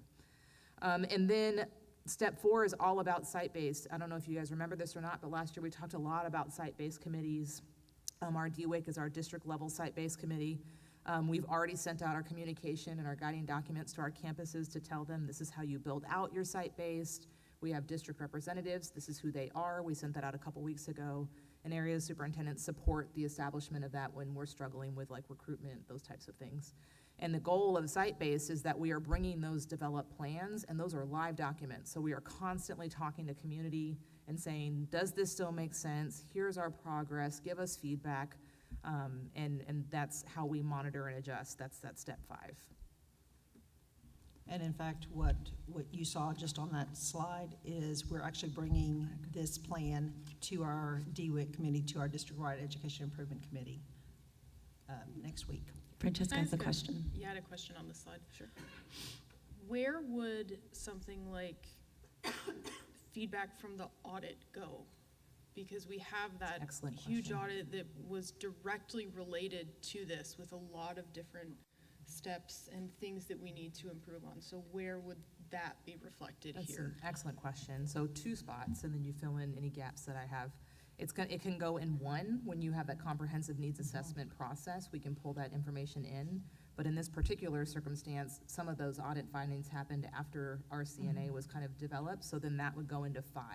So what's important to remember, and we have to remind our campus leaders of this all the time, is these are live documents. So we never want to say, oh, well, we already did our CNA. We want to take that, reevaluate, and adjust based on data we're getting, and that would be a big piece of data that we got. And we actually have a strategy in Goal 1 that references our audit and doing just review, revise, all of those types of things. So as we are preparing the work and hopefully bringing back to the board, kind of what is our overall plan for the next over a couple of years to address that work. All right, I'm gonna stretch and press that button.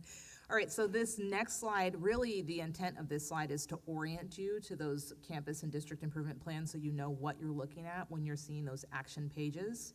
So this is a sample goal page that we pulled for you from the district improvement plan. A lot of this should look really familiar. The format of it should look about the same as in the past.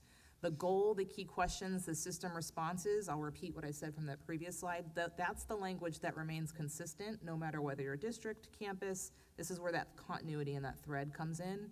And then the strategies down below, that's where you're gonna see a little bit more of that differentiation by campus. So I'm gonna give you kind of a cool example, right after I point out a couple of new things you'll notice.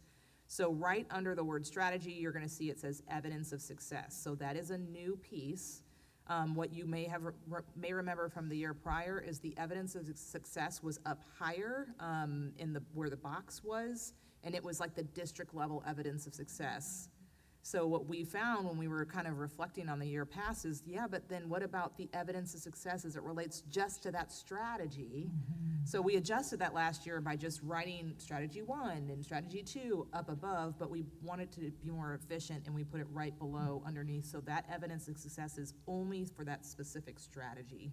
That makes it more measurable as we're going along and more specific to that piece. Another thing you'll notice is at the very bottom, it says action steps. So this is a new feature as well. And what this is how I say I want to do this thing in my strategy, but what steps do I need to take to get there? So our coaching with our principals was make these things that are, don't write a dissertation, make logical steps. Step 1, I'm gonna do this. Step 2, I'm gonna do this. Step 3, I'm gonna do this. That helps conceptualize the strategy and make it a little bit more progressive and actionable.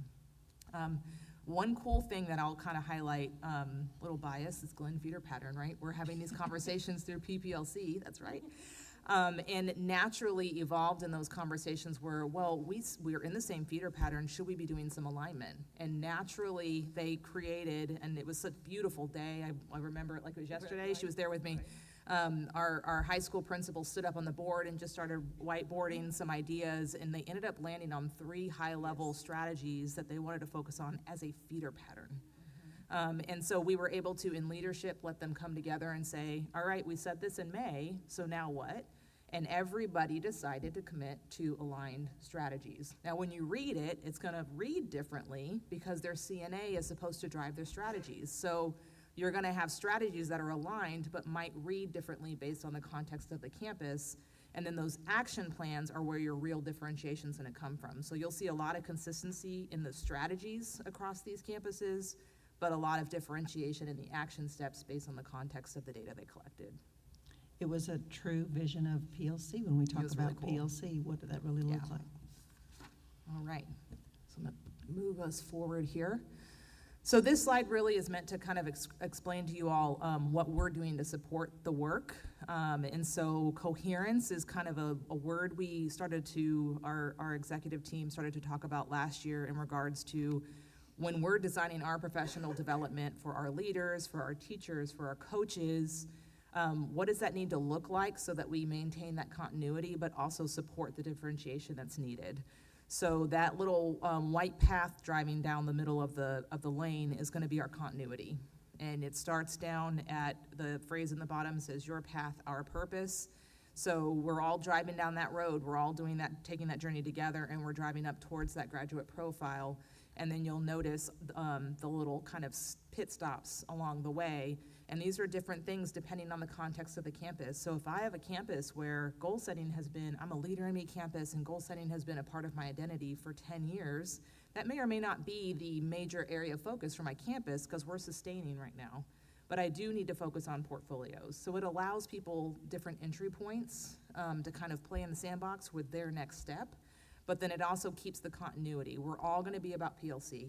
That's still gonna be a thing we're all doing together. High quality learning experiences is something we're all gonna be doing together, and we're developing people in together. That's a non-negotiable for everyone. You'll notice that in your CIPs as you're reviewing, those are gonna sit in 1.1 and 1.2. That's where you'll see those common strategies across. Which is required for every campus. Every campus has to do 1.1 and 1.2. So that first bullet, we're designing professional learning around that because we know every campus is focusing on that because that was a requirement. And then the second bullet just talks about the differentiation piece, right? So then what other aspects are you gonna do to level up with the work that you're doing on your campus? So we're supporting this through our Tuesday leadership. PPLCs will still take place. We described those to you all last year, but just to reiterate, those are feeder pattern times that principals come together and they talk about those common goals. And they do it in a very small setting where they can talk about what's the next step for my campus and they can support each other through that. Site-based, again, we talked about that already, but making sure that we're supporting the implementation of that, and then professional learning plans that help support through mobile minds, asynchronous, face-to-face, all different types of variations of learning opportunities for the system. Okay, and I want to, as we wrap up, before questions, I want to thank Trustee Bodie because Turn my mic you knew, right? She had a question about what was within the plan, and so I'm questioning myself, right, and looking. And so there is a piece that we will need to update. There is a piece in there that states federal student aid in there, and that should have been a link to CKE, policy CKE local legal. So what we have is there's honestly about 20 different policies and so forth that are loaded. And so each department is loading different pieces of legal or local policy that support the DIP. And so it was just the wrong link was put in there and printed, so we will certainly correct that, so thank you very much. And we have, within our cabinet team, each member of our cabinet is a part of one of the goal areas. So we have goal area owners that are seated here if there are any questions this evening. If not, we will certainly be available for questions at the next time we are gathered for approval as well. So we are open. All right, I just want to follow up on the policy portion that we also get the latest policy because those policies have been updated. So I just want to make sure we're doing our policy, the last version. I guess my only comment, one, thank you. Y'all know how much I love consistency. That is like the word of the year, so I appreciate this. And you're still giving campuses, the ability to, make it their own, right? Personalize it. My question is though, y'all know in December we have a board retreat. Y'all know this board, we need to redo our goals. We know that. And so I really like slide 5, how this is. I'm just wondering if once the board meets for our board retreat, and I'm just going to use this term, we blow up our current board goals, right, to reflect the current reality and what we're in right now. Is this going to change the district improvement plan? Can we go back and adjust it if the board's goals are in a whole different direction? I'm just trying to figure this out because, my intention for us in December is to really dig into these goals and to give clear direction for y'all, for the board, and for the community. But if it veers off from this district improvement plan we have here, can we just go back and amend it? What does that look like? I just don't want it to hinder us, our ability, I guess, when the board meets in December. We are required to create these and post these by a certain time, by policy. But it is meant to be a fluid document. So it is meant, because things can change. I always say these are the very best of intentions. We have a vision we want to achieve, but we also know things arise throughout the year that can change what we need to do to best serve our community and our students. So it may still align with a goal, but what we do, the work toward that, may shift. Okay, perfect. To That's meet it. those needs. Thank you. Board members, any other questions? Trish, we good? Questions, I was just waiting to share the mic. I know, but we know this is your jam, so go for I know it. this is my jam, but I really did do my homework ahead of time, so I can just narrow this down quickly. I would like to get an idea of how much of our community is participating in our site-based.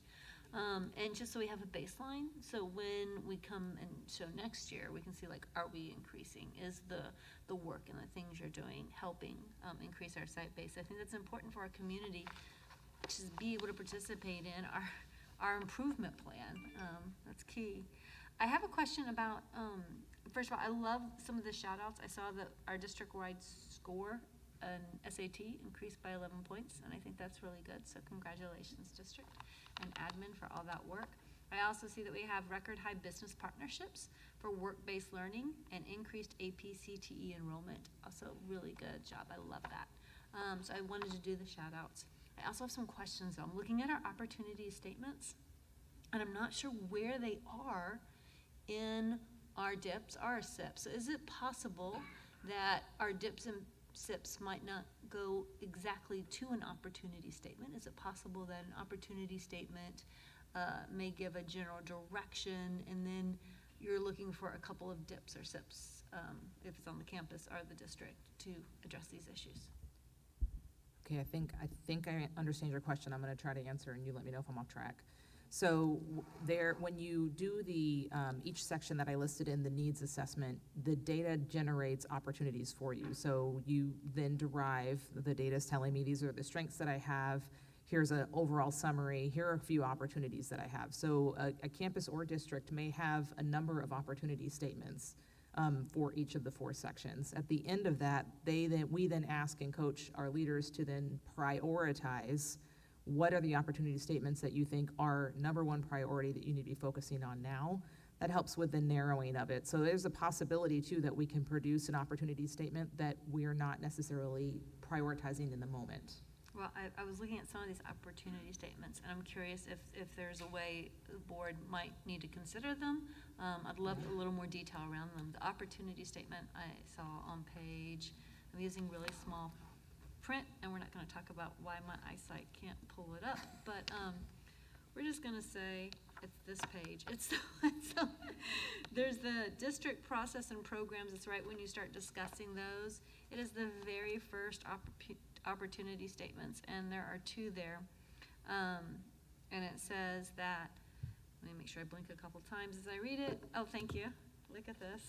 I have an assist from my neighbor. Thank you. Man, these work. Thank you. Page number 24. And the opportunity statement says elementary campuses show rising and inconsistent behavior trends that strain campus-level discipline systems.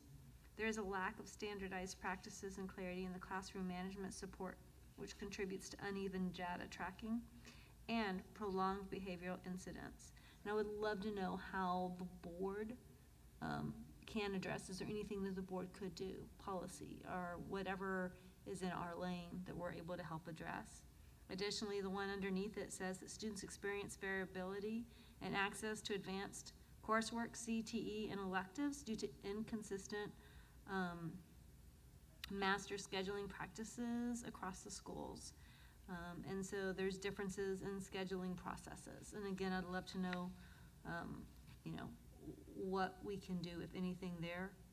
Then the other ones that are on page 26, because I can see, because a friend gave me glasses to use right now, is secondary students experience lower emotional well-being and respect from peers compared to younger grades. This is huge. I mean, I saw this and I went and read it a second time. I read it in big print on my laptop before I printed this out. And then a limited number of student-led culture-building approach at secondary level can help reduce relational trust. And then teachers and leaders require additional tools and time to integrate the graduate profile. We've been talking about the graduate profile for a number of years. That's root cause under opportunity statement number 3. And then on opportunity statement 4, again, we're talking about students doing co and extracurricular activities. You know that's so near and dear to my heart. How do we get our kiddos in here? Because if we can get kids connected to their passion, I totally believe they're going to continue their academic career and find their love for learning. But it here says the timeline for student interest surveys should be adjusted. Again, is there something we're doing in calendar dates or adoptions or something that the board's doing that could help address? And those are just a few of the things that jumped out at me. So I'll clarify once you read those. We'd have to go back and look to make sure, because I don't want to imply that we have not prioritized some of these. I think some of these do have strategies attached to them. And so what we can do is go and cross-reference based on what you listed, what was prioritized, what wasn't, what has a strategy tied to it, what maybe didn't. If there's anything missed, we can reevaluate, monitor, and adjust like we had mentioned before, and then let you know if there's anything at a policy level that we feel has if there's any implications there.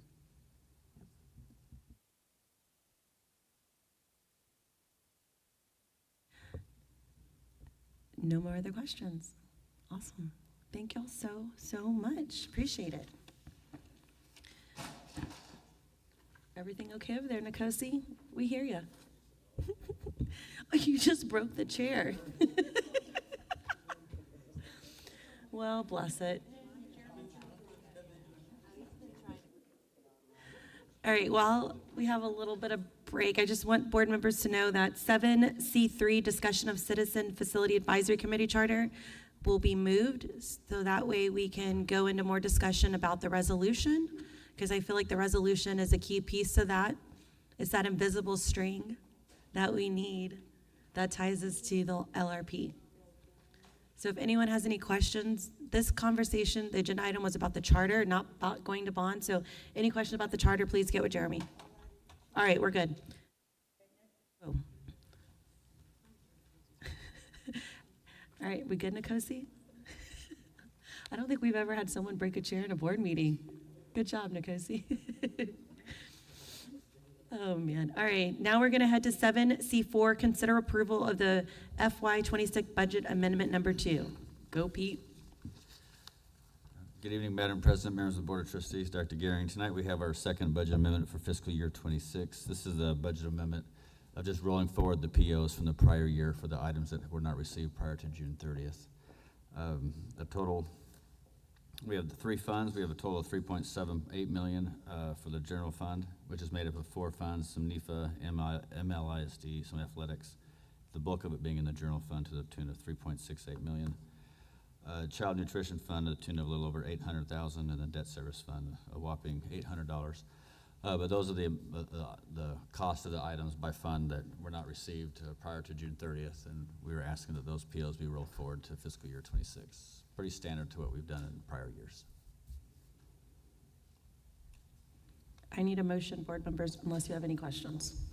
I move the Board of Trustees approve FY26 budget amendment number 2 as presented. Second.